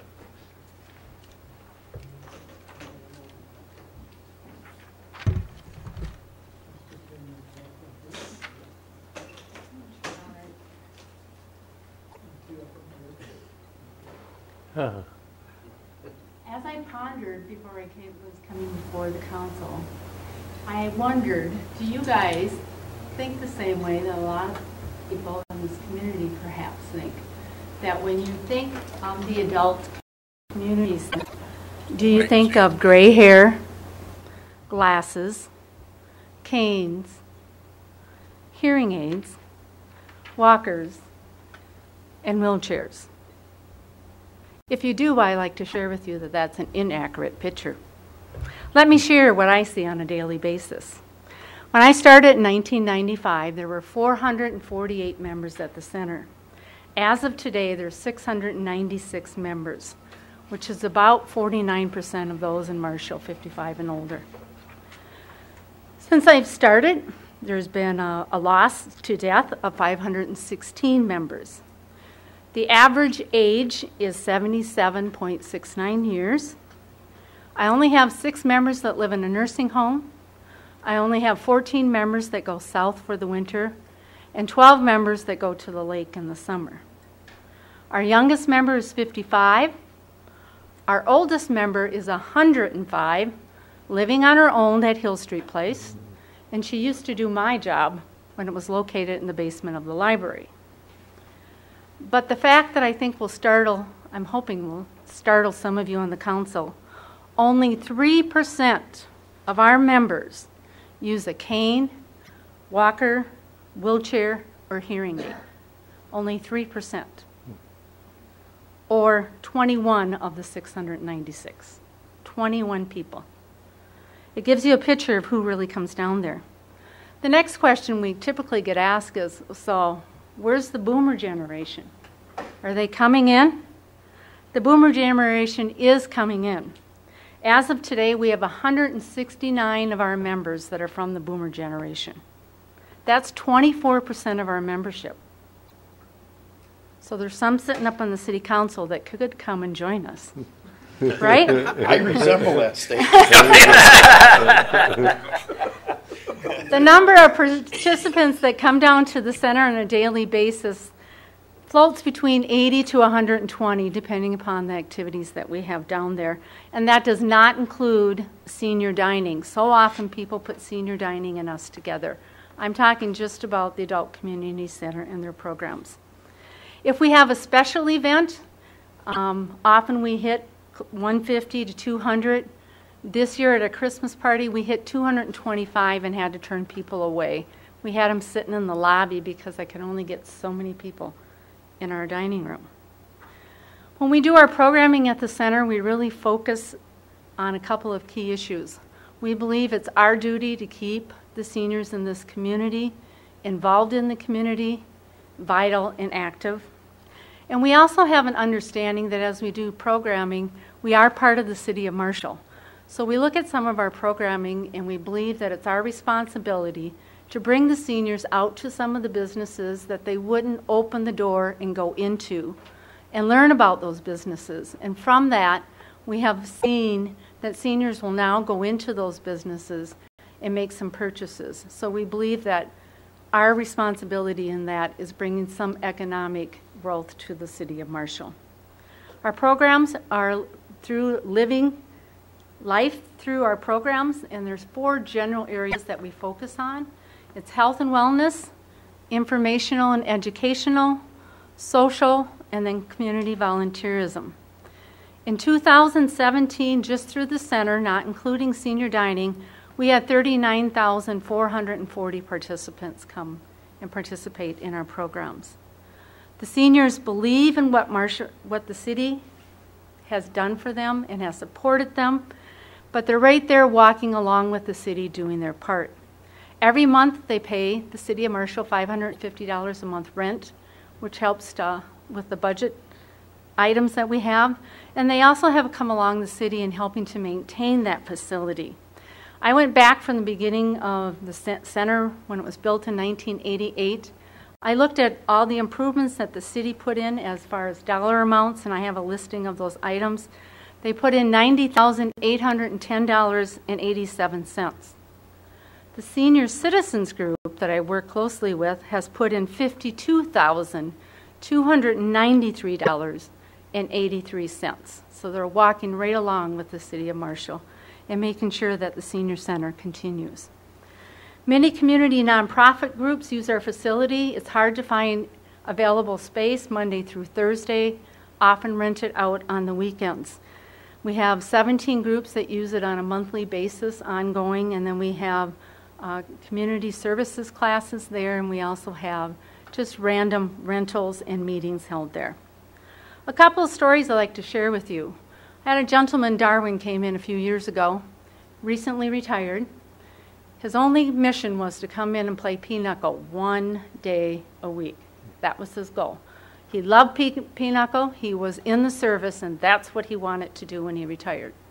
He came in and he played, and he came in and shared with me later on that, you know, when I came in that first day, I thought, I have this. I'm going to come in for one time and leave. I've got this.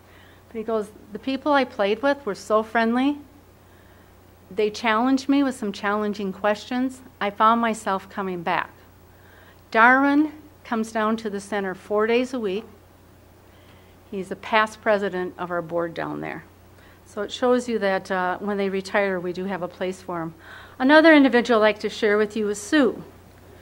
Her former deceased in-law parents used to be avid members of the center and coming down there all the time. She was aware of the center.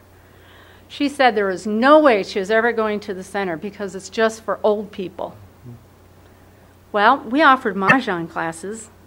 She came in for Mahjong classes, and when she walked in and started learning the classes, she realized and said to herself, wait a second, I am getting old, but I'm not old. And she's just recently retired, only a year or two. And she's coming now to the center 3 days a week, and now she's currently serving on our board. And then the final story I'd like to share with you is Don. Don, wow, if I could keep up with him at his age, we all have something to aspire to. Don had challenged himself last year that his goal was to ride his three-wheel bicycle to the center every month of the year. He did it. And he rode it from Boulder to the center and back. So there's a lot of very just active seniors that we have at the center. Finally, I'd like to share with you some of our successes. And this is a challenge area for me because I'm not one to much talk about successes. I think our successes are the number of seniors that come down to the center on a daily basis. It's hearing their smiles and seeing their laughter, just hearing their conversations while they're down there. The other thing is now we have, over the last 2 years, especially a real strong increase in this. We're seeing the current generation of our members, their next generation is coming in and being members. They're no longer afraid to walk through that door. And then the final success I'd share with you is our multiple collaborations around town. Through these collaborations is how we're able to offer the programs with a little cost to them. The challenges are, of course, more staff hours. I know Heather and I enjoy passionately what we do, but also there's a challenge in that she often puts in time after hours, as I do, just to make sure that we can continue to offer these programs and make sure that the seniors in our community are able to access those and remain a vital part in our community. And the final challenge would be space. Sometimes, like today, we had every room full and we had some people sitting in the lobby. But we're also taking that space challenge and doing some programming outside of our walls, and that has been working well currently. Final thought, can you touch your toes with your legs straight? The seniors can, and they range in age that can do from age 63 to 91. Thank you to each of you for your time and commitment to Senior Center. The seniors do realize the valuable input you give them. Thank you, Barb. Yep. Barb.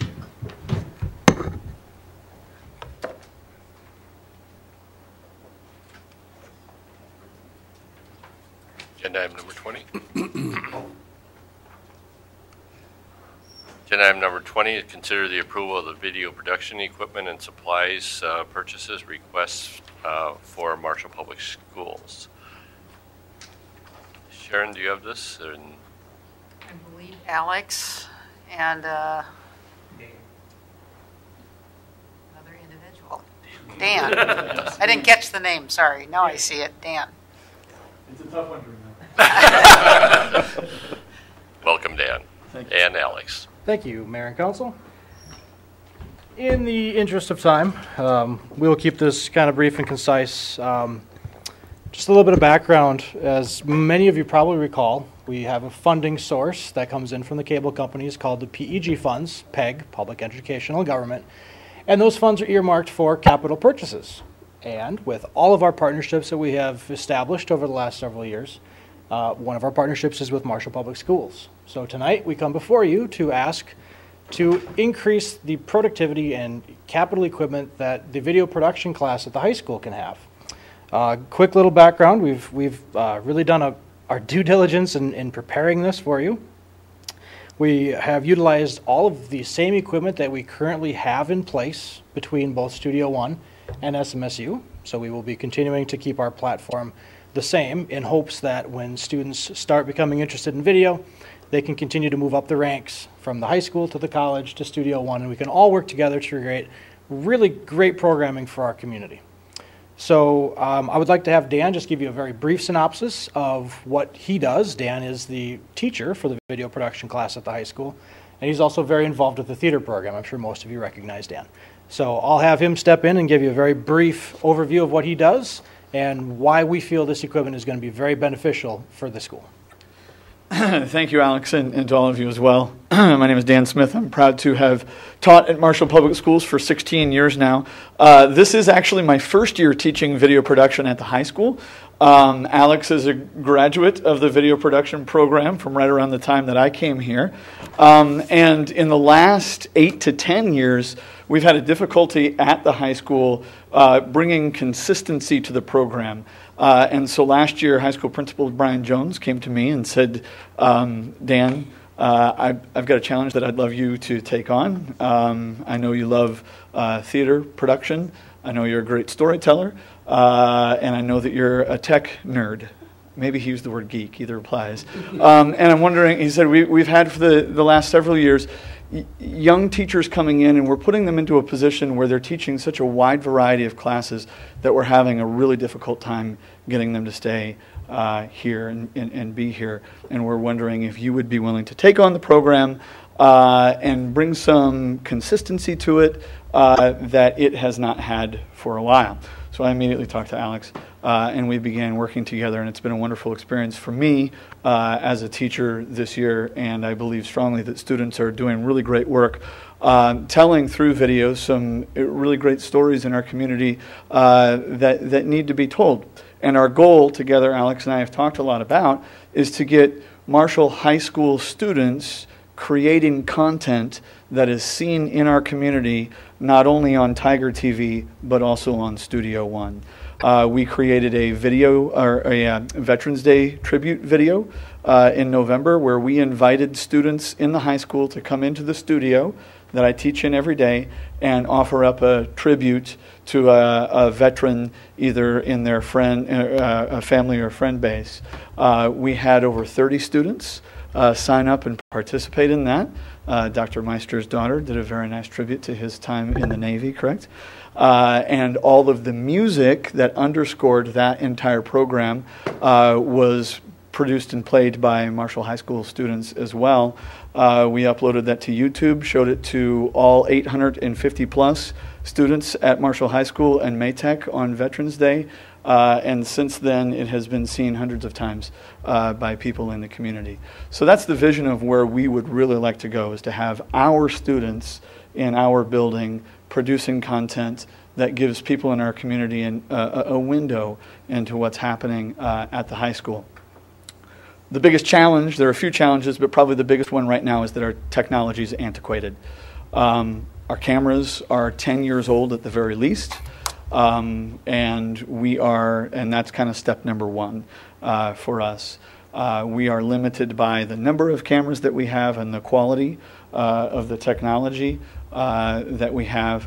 And so we are requesting 6 new cameras that would be the same models that Alex uses at Studio One, and would also, as he said earlier, be the same models as are used at the high school video production program. We believe that this can be a big step forward for us and our students to help bring some consistency to the program and create new opportunities for our students. Thank you. So at this time, I'd be willing to answer any questions you may have. Thank you, Alex. Questions? My first question is this. I noticed there's $715 for SAN discs. I think that the policy or whatever for the rules for spending PEG funds is that it's a capital expenditure, and are these discs considered a capital expenditure? Capital expenditures are usually things like equipment or buildings, things that last more than a year. So are these more supplies, or are these capital expenditures? These would be considered to fall under the capital expenditures of PEG dollars. It's a very vague term. It's used mostly to determine, it's just for equipment purchases, things that would be utilized in the creation of content that is aired on community access TV. So for instance, these memory cards are vital. You can have a camera, but you can't record anything without a memory card. So ergo, it really is a part of the camera. It's just, it doesn't come with the camera. Right, but I think if the city bought those memory cards, they would charge them off as supplies and not as equipment. So, from an accounting standpoint, I think that, things like that probably are more considered supplies and not equipment. And equipment is a capital expenditure, but supplies are not. Sure. And I understand that. And my understanding and my feeling was that this is kind of all a lump sum type thing, where you really can't take parts away from it. And I understand from the accounting point, and that's a discussion that we can have as well internally. Yeah. Another question I have is that regarding these PEG funds, these are funds that go to the city, correct? Correct. Yep. And what we're doing is using city money to subsidize the school district. And legally, are we allowed to do that by the federal statutes. Is PEG money allowed to be used for that purpose? Yes, it is. Yep, absolutely. And it's because it's being utilized for the production of content that would be aired on Tiger TV and Studio One, which is our PEG channels. Normally, when we spend the funds, it's for things that we own, but we're not going to own this equipment. It's going to be owned by the school district? Correct. It would be They're owned gonna by have the school title to it. district. But it would all be used in a collaborative effort together. Whereas the city could use it, SMSU could use it, and the high school could use it all together.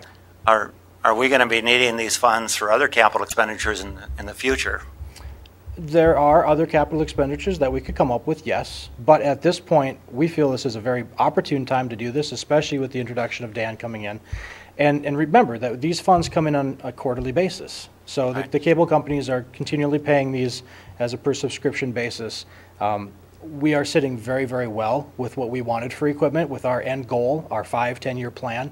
This is one of the last big pieces in order to bring our plan and our dream to fruition, to be able to work together as such a great partnership. One of my concerns is that it seems like we're subsidizing the school district for them to teach a class. And I'm not sure that's what PEG grants were intended for. They were for broadcasting things to the general public. And like I said, it appears like we're subsidizing the educational classes of the school district. And I absolutely can understand how you could see that. And yeah, I'm sure people can see it that way. But in the grand scheme of things, what they're producing in class, yes, they're learning. Yes, they're doing it in a classroom setting. However, the end product is absolutely benefiting our whole community and our whole region as a whole, because we're really showing what Marshall has to offer in a really unique way. There's a lot of schools that don't have this sort of thing. There are some that do, but this is really a really unique thing for a school the size of Marshall to have. Exactly what percentage of what they would produce would be put on cable TV then? I don't have an exact percentage, but it's a very high number. And isn't this something where if we were going to do something like this, it would be a shared expense with the school district, where they would put up a certain amount of money and the city would put up a certain amount of money, because the school district is benefiting from this because it is helping supply equipment for their classrooms.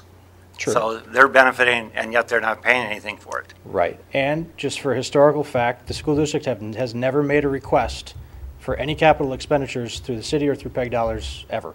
So this is the first request. They have funded their entire program since the start of the video production in 2000, when I was a freshman. And that equipment came in because at that time, VAST or Knowledge or whatever it was back then, that was part of the franchise agreement, was they provided new equipment to fund this program. So they're still working on equipment that is nearly 18 years old at some parts. I noticed that it says that it's extremely difficult to do some of this work with 7-year-old camera equipment. So this is equipment that doesn't have a long lifetime. And so are there going to be further requests in maybe 5 years or 6 years that they want more money for more equipment? I mean, is this going to be an ongoing situation? It will be an ongoing situation. I expect that these cameras to last 10 years at least. Thank you. Mm-hmm. Steve? One comment that I have, I'm completely in favor of this. PEG is public education and government, and we want Marshall to grow. One of the best things that caused me to come to this community is the schools.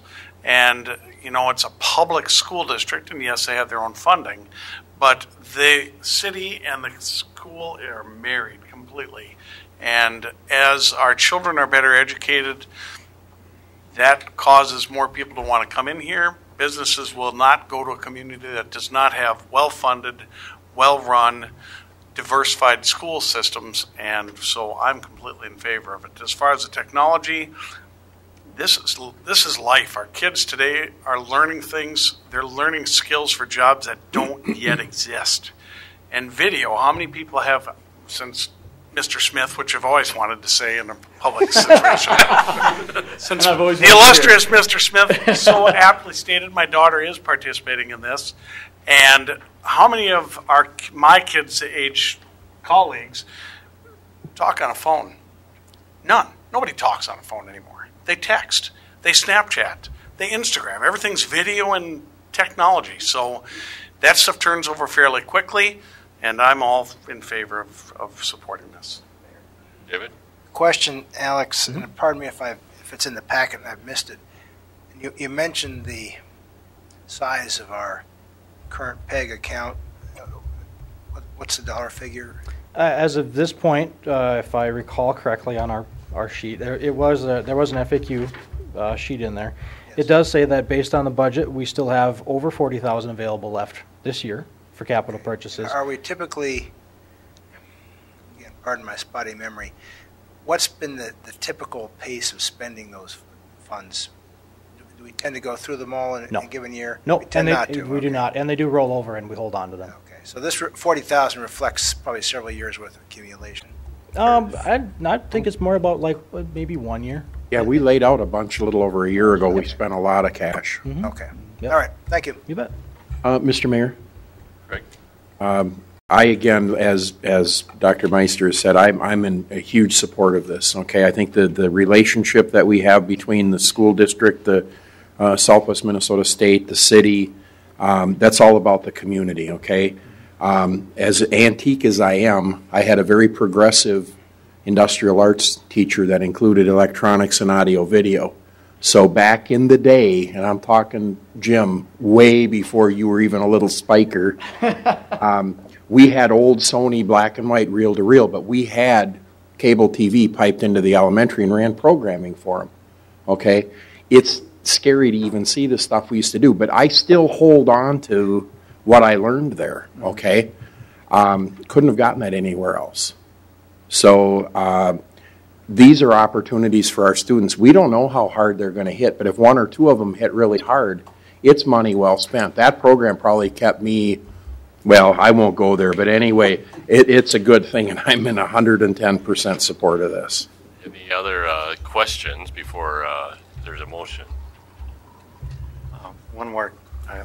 I noticed on the request to Bruce Lamprick in the school district, there was an Adobe software lease of $1,000. Is that in here too? That is a separate thing that we had agreed upon with the school district last year. And that will be a recurring thing because that software is utilized to edit the video, which ergo is broadcast on PEG channels. So we think that is absolutely a 100% great use of PEG funding for that. So we're already doing the $1,000 yes. Yep. on the software? Yep. Any other questions? And that software is used at our studio or what?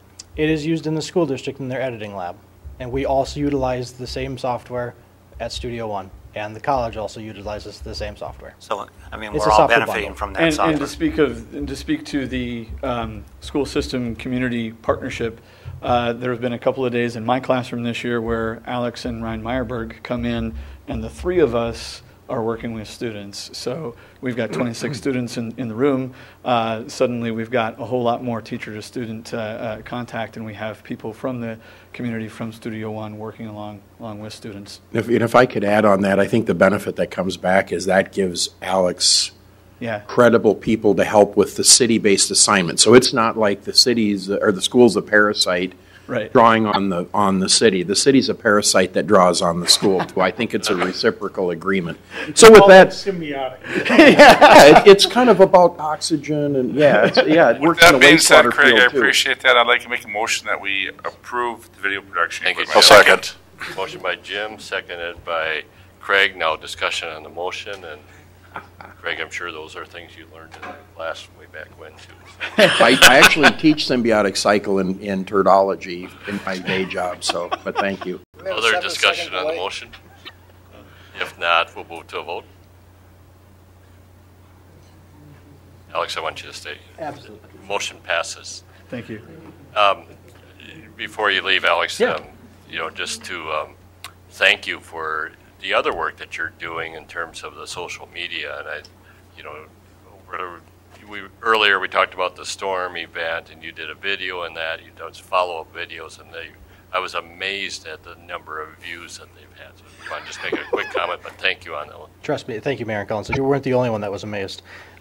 This just goes to prove how far social media can reach just beyond our city limits. I've always known that and understood that, but it just never ceases to amaze me that sometimes the littlest things can make the biggest impact. For instance, as Mayor Burns was saying during the last epic historical snowfall that we had, I thought it would be very interesting to gather some footage of our street department out in action. with the hopes to utilize it in this new show that we're going to be doing on a monthly basis that kind of visits what the city does. We're going to call it Marshall Works.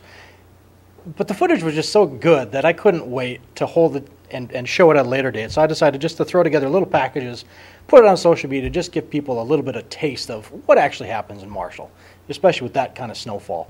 So I'd really like to show you just one quick short little video of some snow removal process that was happening in the middle of the blizzard. And for instance, this video we're going to show you has 47,000 views. And it got that in less than 24 hours. This is Alec Peterson's version of Micro's Dirty Jobs. Yeah, right? exactly. Yep, absolutely.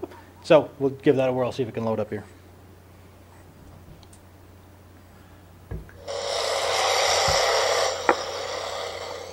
So as you can see, it's very clearly still snowing. It was very clearly very hard to keep the snow off the camera as this was happening, but it was well worth it. You know, it shows that these guys are out here in the middle, in the thick of what's going on, and they're doing their job. And they're not complaining. They're happy to help. They're glad that they're getting this done. It was really cool to get inside there and actually see that too. I'm kind of jealous. That was a lot of fun. So this video is like a minute long. You know, just a very little quick tidbit about that. It's had 746 shares, 47,000 views, and a vast majority of the comments on this video were all positive. Very few people had negative things to say. They were all very happy that these guys are out here doing what they do, trying to keep our roads open and safe. And yes, this is in front of my house. I stood in my entryway because it was snowing that hard. It was nice and warm, and you had your little buddy slippers. I did. Yep. Both my kids were in the window watching Daddy work, and it was fun. But it just goes to prove that these guys really do go above and beyond the call. And to be able to show this to the general public, I think is really beneficial. Here they are closing your driveway, Doc. Yeah. Yeah. So this was just a short video of doing that. The next day, Ryan and I both went out and put GoPros on all of the equipment. We went around town for a couple hours, got all this really great footage to utilize, and we put together a video for that too, and that also had a great viewership. Even funnier, one of the videos before this was me going out to the office to get the camera, and I stopped and took a video on my cell phone of me getting pelted in the face with the snow. And that had, if you scroll down just a little bit, Sharon, that had 50,000 views, 35 seconds of me just getting pelted with snow. Yeah, take a look. It's super exciting. As you can say, I said so. Shooting this video was 34 seconds of pain. This blowing snow hurt, and it the did. Weather Channel's got nothing on you. No, they didn't. This is even better. Yeah, I mean, this really goes to show that it was not nice outside. And the whole point was to let people know, hey, there's really no reason that you need to be out here in this. Welcome to Marshall. Yeah. So maybe we shouldn't put a label on it. CVP will want this. Yeah, oh, absolutely. Yeah, we've got it. But 50,000 views, 551 shares. It literally went viral. Where's Waldo? Yeah, where is Waldo? So again, it just goes to prove that social media is a really great tool. Yeah. Trust me, he's on the couch with hot cocoa and a lot of marshmallows. Yeah. Well, thank you. Absolutely. Alex. And just one more quick little number, just for some statistics. Usually our page is relatively slow. We do general information, but it's really cool to have little upticks like this. Just in the last 30 days, or 28 days since this, we have reached 186,000 people with our posts. We've had 110,000 people engage, whether it be clicking a picture, making a comment, or sharing, and 120,933 video views of those 3 videos. That's up 106,000% from the prior month. So that's a slight increase. Just a slight increase, but you know, it's those little things where we're just trying to help promote Marshall. We're trying to get people informed and entertained, and that's what we're here for. So just a quick little update on that. Okay. Thank you, Alex. Absolutely. Nice job. My pleasure. Thank you, guys. This time I call for a 5-minute recess. Yeah. Don't be sending that out to the Florida types. Send it to my kid in Texas and say, you want to move back? Yeah, that's right. Yeah.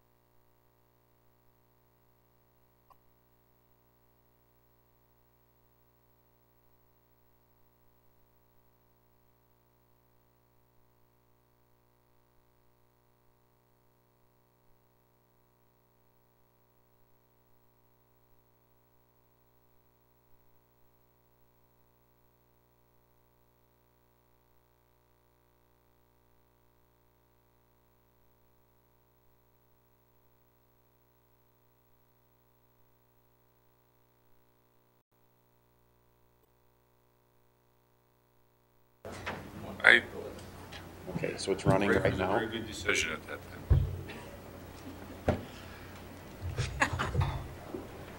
We are on agenda item number 21. I'll reconvene at this point. The agenda item number 21 is to consider the request of Southwest Minnesota State University for the homecoming parade Saturday, October 6th. Are there any questions about this request? Move to accept. Second. Motion by Steve, seconded by John. Discussion? If not, we'll move to a vote.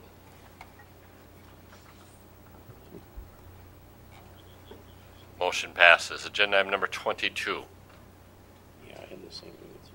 Agenda item number 22 is consider the resolution authorizing the execution of the MnDOT agency relocation agreement.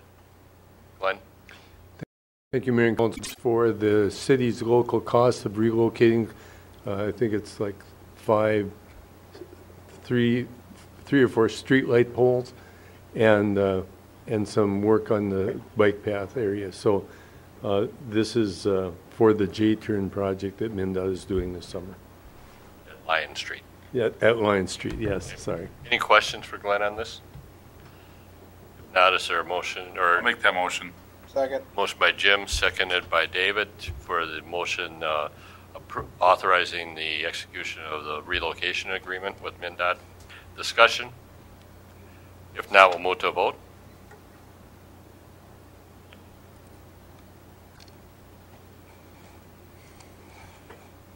Motion passes. Agenda item number 23. Mr. Mayor and Councilman, I'm just going to pull up a document here. And I will cover this item.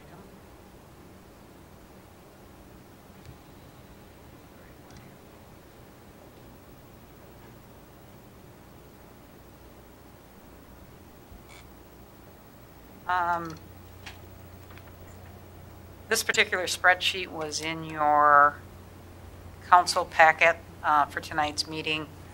And as you recall, we did tonight take action to set a public hearing for the bonding that's listed on the upper half of this document. Some of the bonding requires a public hearing by statute, and that was what was previously presented to the council. One of the things that I want to cover specifically is 2018 and a little discussion on 2019. Obviously, our Public Works Director has covered, I think, most of the street reconstruction projects. Some of the other items I would like to cover is the Memorial Park, Vets Memorial Wall, Justice Park bathroom, fire station parking lot mill and overlay, and the street department parking lot reconstruction. Those are the two of them are an abatement bond, and the other two are a CIP bond, which does relate to the public hearing that we're having on May 22nd. One of the things that we did review with Ways and Means Committee this year was in the 2018 budget levy resolution is $350,000 worth of levy that's put towards CIP. My understanding is prior to this year, the $350,000 has typically been put forth towards street, mill, and overlay. This year, what we're proposing to the council and what you see before you is that we would use the $350,000 worth of levy and use that towards equipment. And one of the main reasons we want to do that is we believe that the street reconstruction has a longer lifespan, and when you're utilizing bonding, it could be a 15 to 20 year payback, and so it would make more sense to use a longer term project or expense for bonding versus equipment, which may not have that long of a lifespan. So on the bottom of this sheet, you'll actually see what we are proposing to spend the $350,000 of tax levy on for equipment. And because it's on the bottom of the list, I'm actually recommending to the council that these items be purchased. According to the purchase policy, if it exceeds $25,000, the purchase would come back to council. So obviously at that time you could still accept or deny the request. But I am recommending that for now that these move forward. One of the items was already brought forward, which is the mower for the Parks Department, and the other items will come forward if they exceed the $25,000 per the purchasing policy. I do want to add that work was done not only by Ways and Means but by staff prior to the presentation tonight, and some of the work was also done by council itself by the action that they took. For example, previous council action directed the police chief to expend funds from his existing 2018 budget for purchase of vehicles. And also in addition, there was a discussion at Ways and Means regarding a purchase of a road grader and a suggestion by that Ways and Means that the road grader should not be bonded for, but rather utilized through the existing $350,000 levy funds.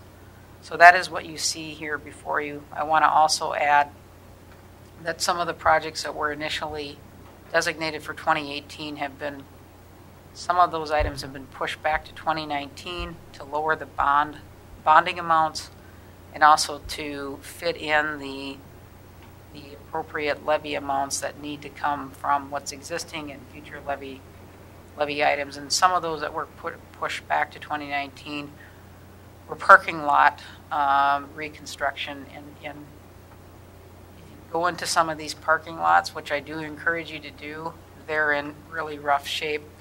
And so this will be a discussion most likely again when we get to the end of this year to talk about 2019. Let me just kind of say here finally that I think with the work of the council using the existing 2018 budget, some of the capital equipment requests were actually removed by staff after consultation, small items, and then just using future budgeted expenses, I think we're close to $200,000 that we're not going to utilize bonding for. And I think that's a good effort by the City Council and the Ways and Means as we move forward with this. So if there's any questions on this CIP, initially I had this for an approval item, but we will list this on May 22nd as an approval item following the public hearing. Okay, so it's an information item this evening, plenty of time to review it and ask further questions between now and then also. So, questions at this time for Sharon? I just want to commend the city staff for what they're doing here. I think that in the past, some items have been misclassified or put into the wrong categories, and I think they're trying to be very careful about what they put in for bonding and what is levied and what is budgeted. And I think it's all getting straightened out, and I commend the staff for the work they're doing on that. Any other input? Thank you, Sharon. We'll move then to agenda item number 24. Consider the final payment for ATS&R. Sharon, are you going to start with this? This is something that I know that staff and committees have spent long time working out, and finally we're now at this point of resolution. So I will introduce this recommended action item. I wasn't present, obviously, in most of 2017 or 2016. So I don't know all the history. If there's a question on that, I'm assuming Attorney Simpson and Public Works Director can assist in the answering of this. But I think the memo and the attachment was pretty straightforward as far as what the request is. We essentially negotiated a reduction in the final payment, and what we arrived at was $150,000 as a final payment to ATS&R. In any good faith negotiation, both sides kind of feel like they could have done better. I think we both walked away thinking that maybe we could have negotiated something a little bit lower. But at the end of the day, this is what was agreed upon between the city and ATS&R.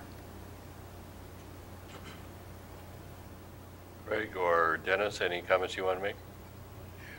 Yeah, I just, again, and what, what Sharon said is very accurate.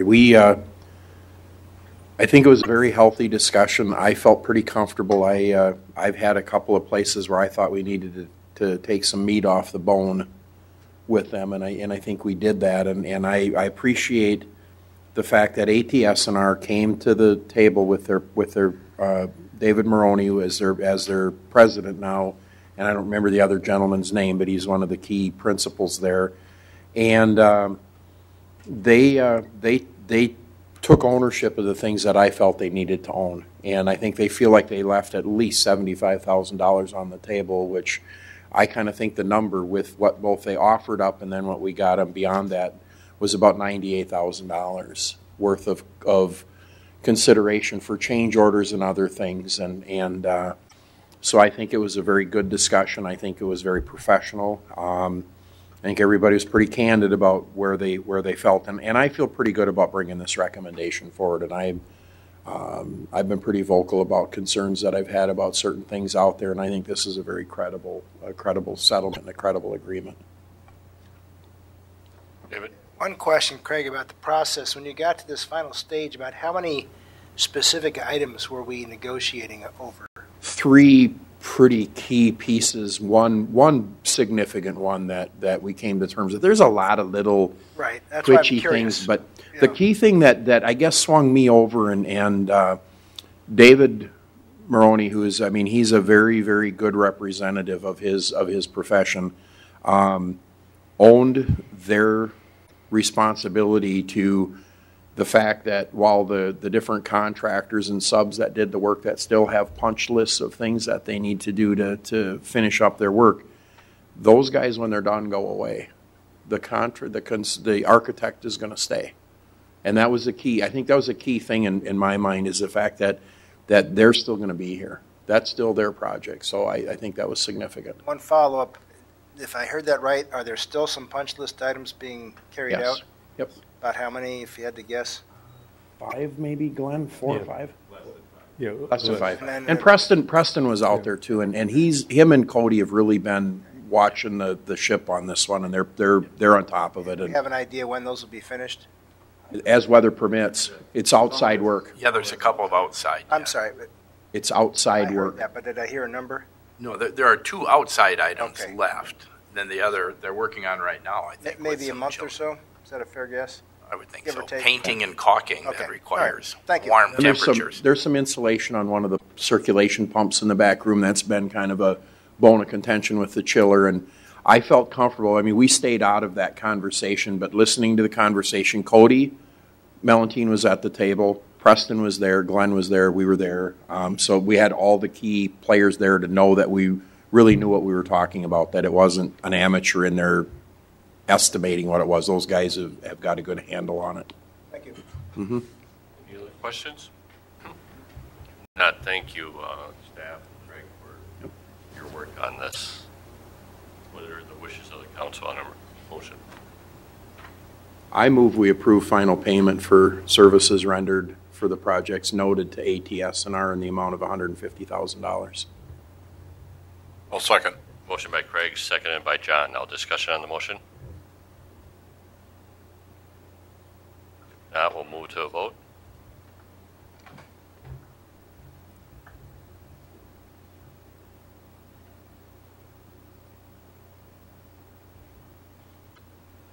Motion passes. Agenda item number 25. Agenda item number 25, consider a proposal for the consolidated long-term plan and debt study. Sharon.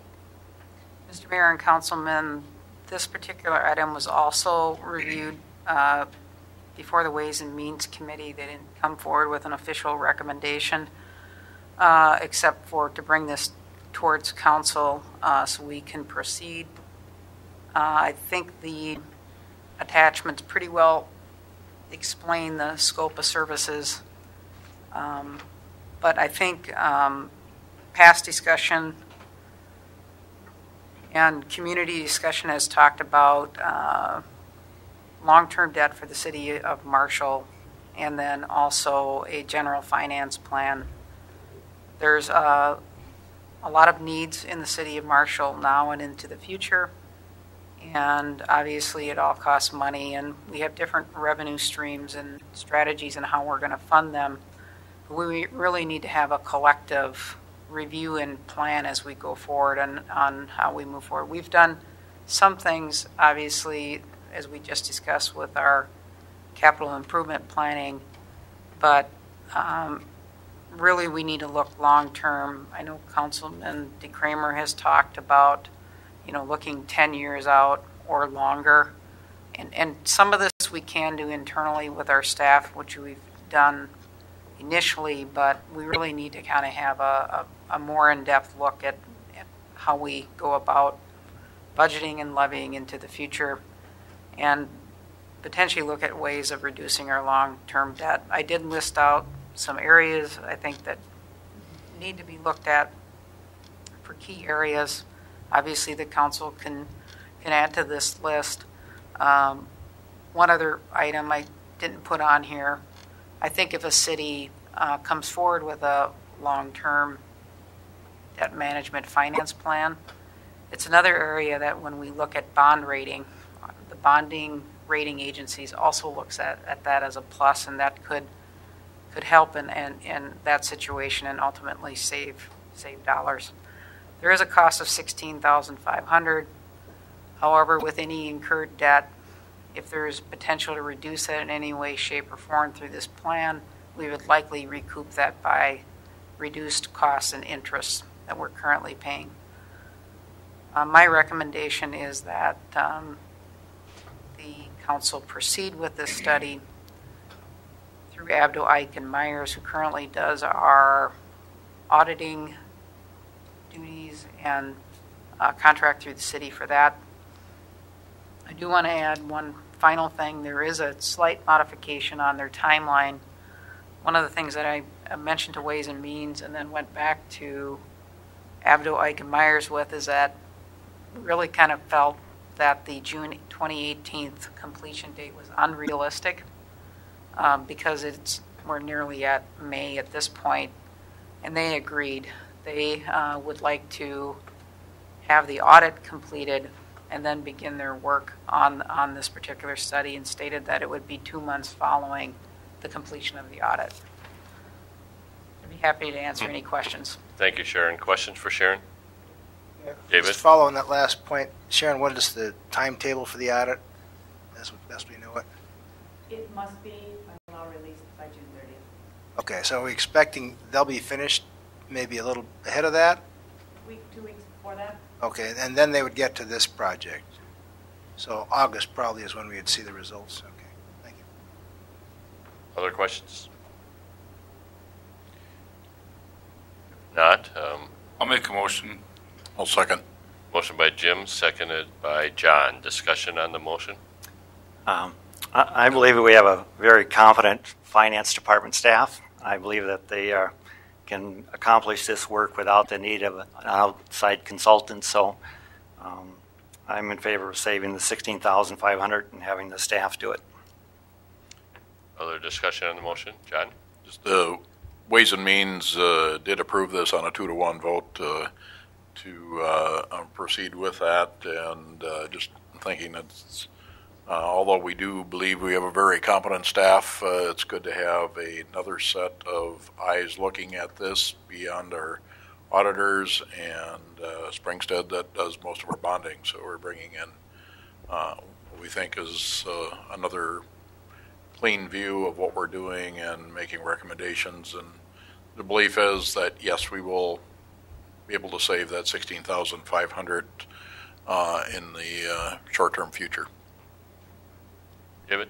I was reflecting that, and I support this. I think it's worth spending the money to bring in the degree of expertise and I'll say separated eyes to look at this, because we do need some insight on where our debt structure is going and how we manage it for the long term especially. And I'm reminded that this grew out of discussions, Carla, you and I were having, I think last summer, about how we presented our debt information on the website and in other forums. And we've worked up sort of a first stage of that display, that degree of information that folks can now look at. And this builds on that. So I think this is the right step. Other discussion on the motion? If not, we'll move to a vote.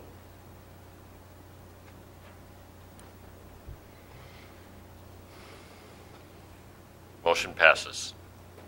Agenda item number 26.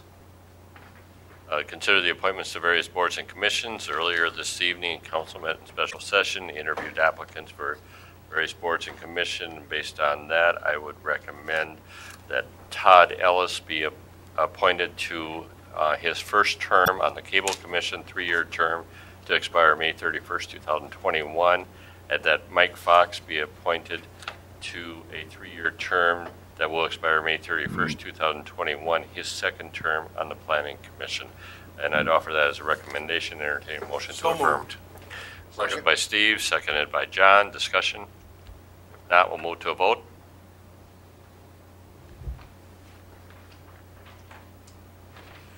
Motion passes. Not sure how it passed. I never voted. I didn't get a vote. Well, why did I move on then? So, answer that question. Can I move it? We didn't get a chance to vote. Some of us didn't. On 26. Let's go on a voice vote on that. I'm not sure what happened technology-wise. So, all those in favor of the motion to make those two appointments, say aye. Aye. Aye. Opposed? Motion passes. Now we're on agenda item number 27, and in view of the length of this meeting, I'm just going to pass by my board and commission report and move to Craig. Same courtesy. Steve? Likewise. Glenn? Planning Commission meets tomorrow. And Housing Commission minutes are in the agenda packet. John? You're not going to get by it that easy. EDA reviewed the options to sell the remaining EDA lots in Parkway. In preparation for some of that, we modified the covenants that were in existence in the one region where we have predominantly the lots. We had a meeting with the residents and went over that with them, and very good responses in there. It's not a requirement for the covenants because we're the major owner, but we felt it was worthwhile to spend the time and talking with the residents.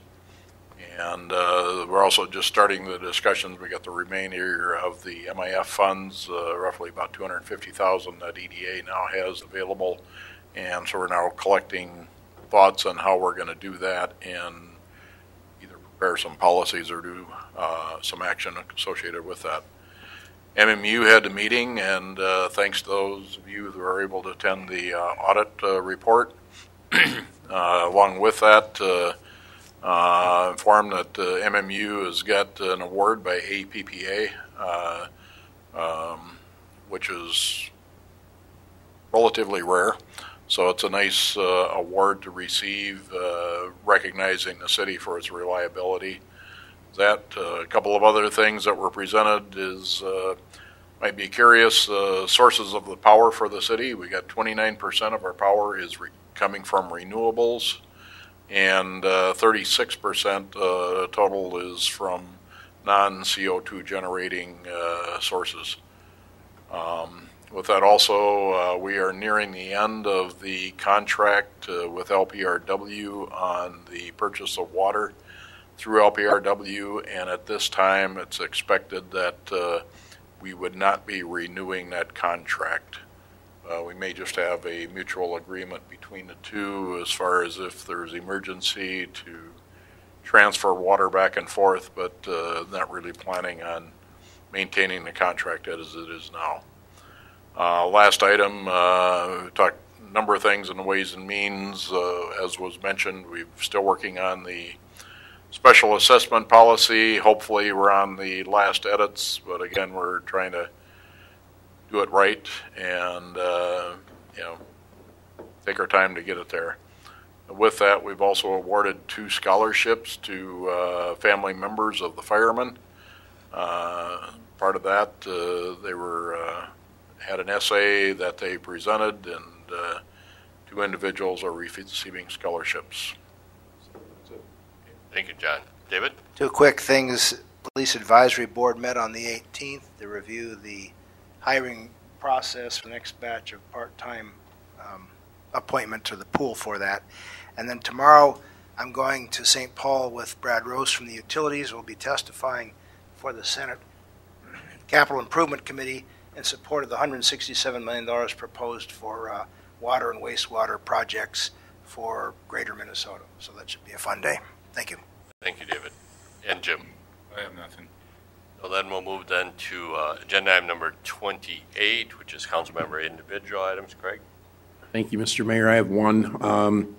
I had a fairly lengthy conversation with a resident here this past week regarding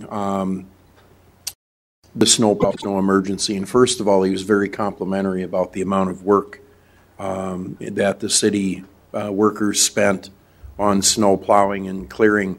However, he did have some suggestion about how we enforce our sidewalk policy, and it kind of affects also like safe routes to schools, and just a lot of good input and good idea. Not really critical, but constructive that, while this is all fresh in our mind and stuff, maybe it's time to just kind of revisit how we do that and do we prioritize, and then seem to be very strong in support of a snow emergency policy to help our staff plow snow that, he said maybe we need to buck up and bite the thing a little bit and start penalizing people who won't get their cars off the street so that our people don't have to plow around them and do that. And I know there's no easy fix to that, and it's a long discussion. So now that the fact that hopefully our snow season is over, maybe this is a good time to start having that conversation if there is a change in what we need to do. So I wanted to bring that forward, and again, just kudos to the staff and all hard they worked. It was a yeoman's effort, and I appreciate. I move a little bit of snow in the neighborhood. My equipment isn't as big, but my mission's a lot smaller too. So I appreciate their work. Thank you, Craig. Steve?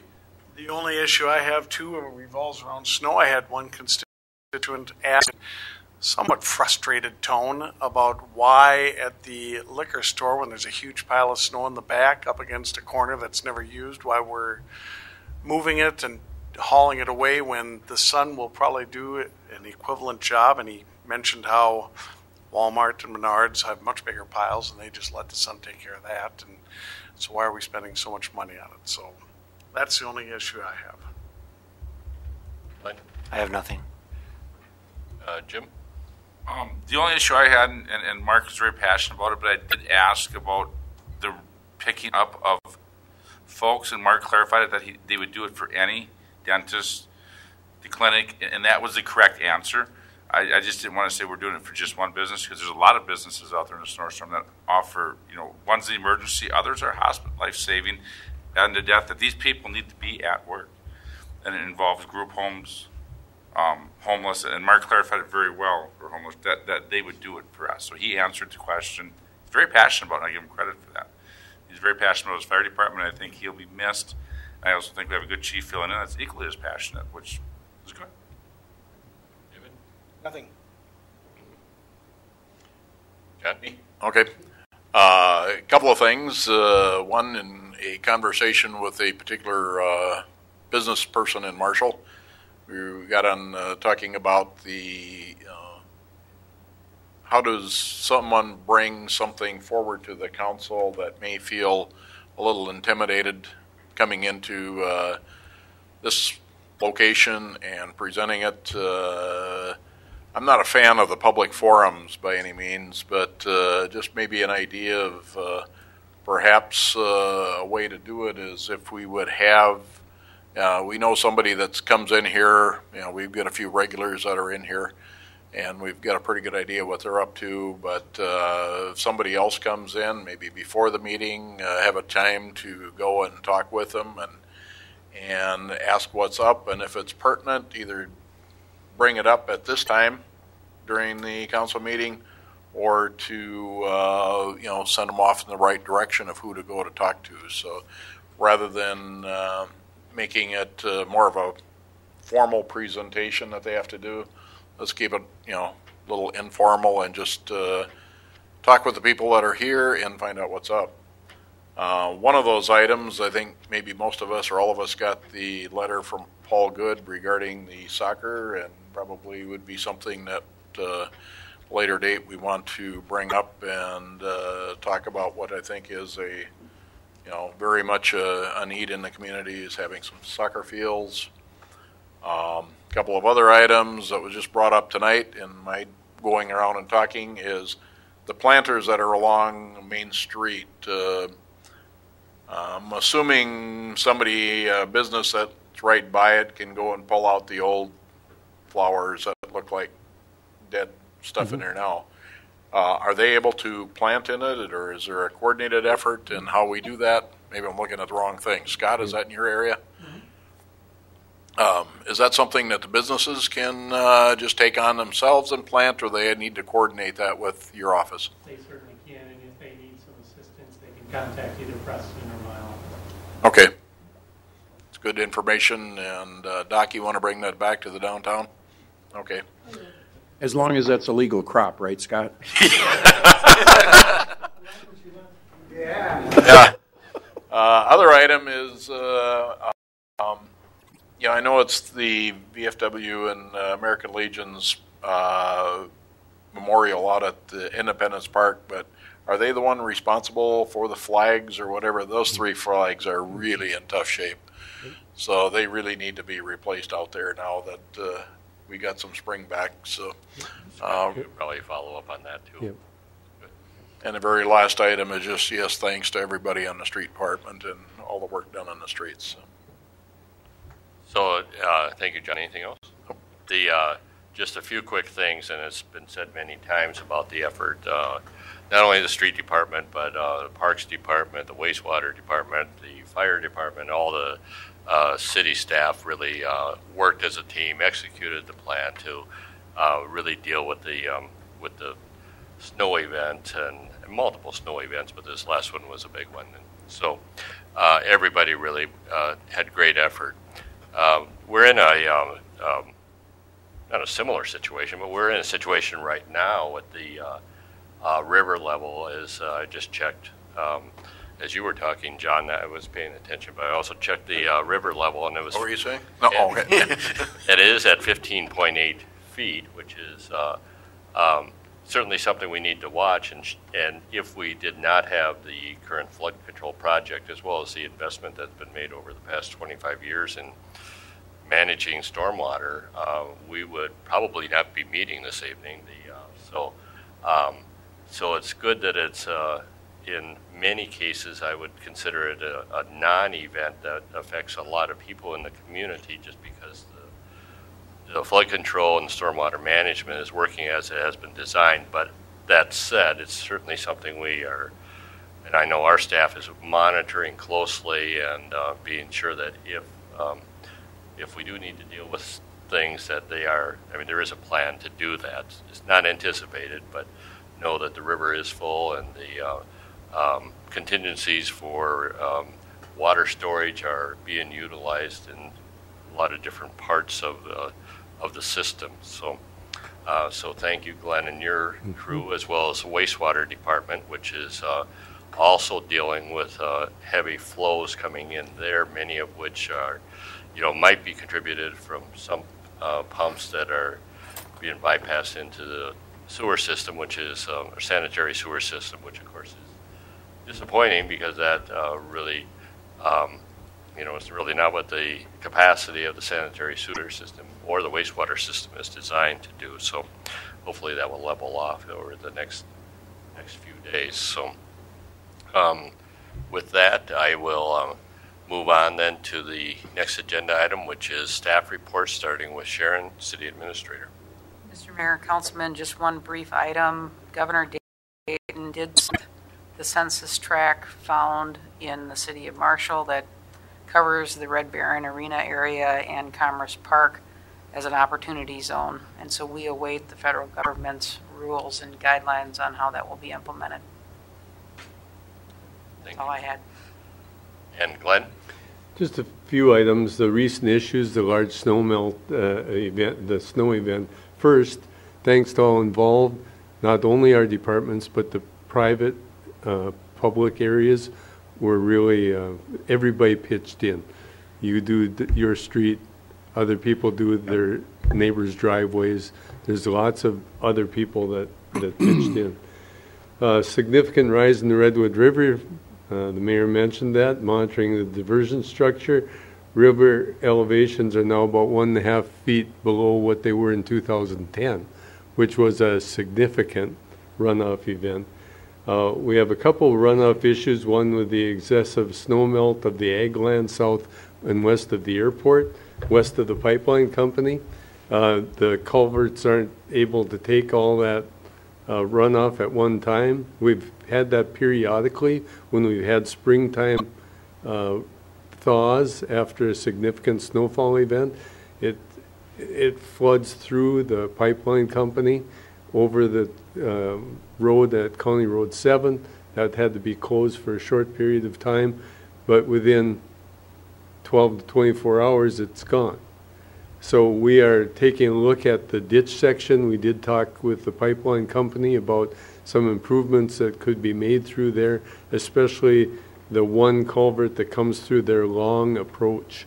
They would really like to do something with that area as well. We have it, kind of regularly when we get a significant runoff event. So we're working on that with them. We're also meeting with Lake Marshall Township Board of Supervisors tomorrow morning to discuss high water levels on the just east of Dickey's, outside the city limits. There's a high pond there. There was a tile that apparently has been broken and it doesn't drain. So we're going to be working with the township supervisors to see what the options are for that area. We'll be conducting pre-construction conferences for 3 construction projects next week, and we will be starting sweeping this week. So spring hopefully is here, and we'll try to get some of that sand off the street so it doesn't go into the storm sewer system. That's all I have. Thank you, Glenn. Dennis? Thank you, Mayor and Council. Just, I'll keep this brief and we'll provide additional information later. About my job, a lot of, I, on behalf of the City Marshal, attend a lot of city council meetings, committee meetings, and those types of things, but I don't, when talking to the mayor the other day, he was, I said, what does the criminal side of your job entail? And I said, well, we have misdemeanor jurisdiction, and he goes, what does that mean? What is misdemeanor jurisdiction?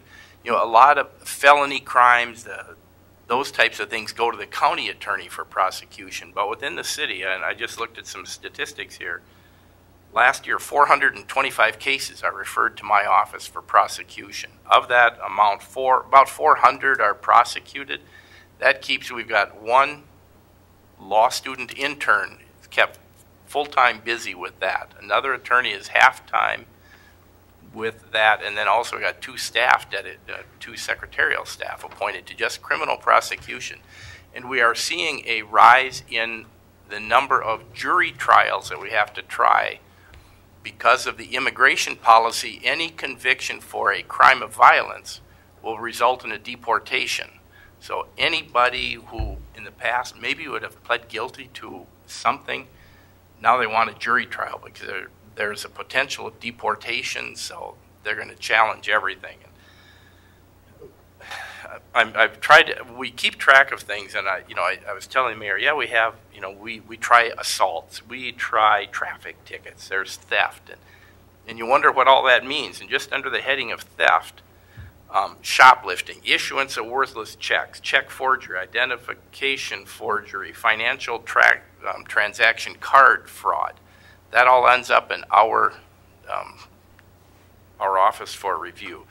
A lot of assaults, that's a 5th degree, well, that could be, bar brawl, it could be a threat, but also a disorderly conduct or an order for protection violation. If there's a domestic situation going on and somebody goes to court and they get an order for protection, stay away from me, no contact, that's a civil matter between those two individuals.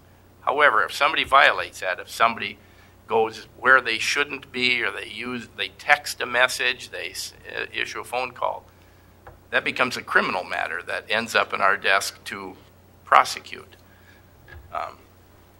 And misdemeanor jurisdiction, that means the crime is punishable by up to 90 days in jail, up to a $1,000 fine. So that's generally the limits of our jurisdiction, except in DWI matters.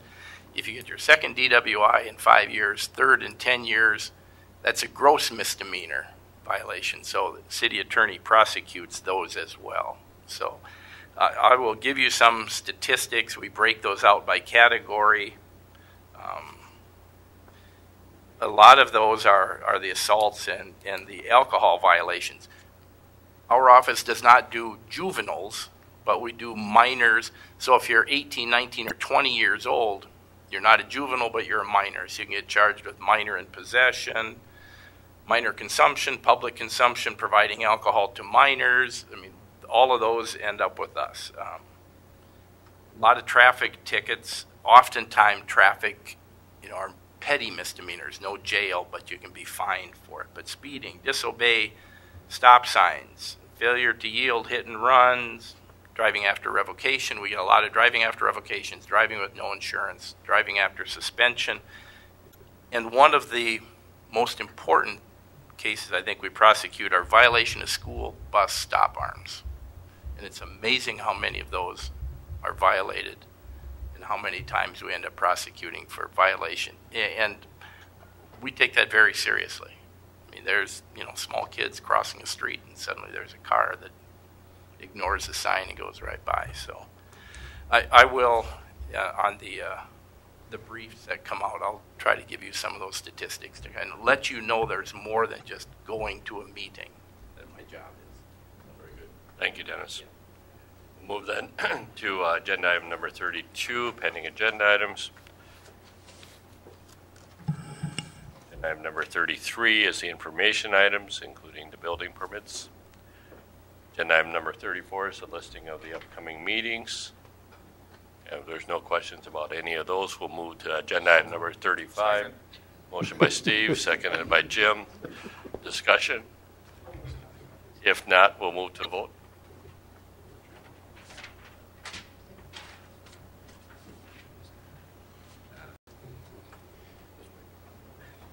Motion passes.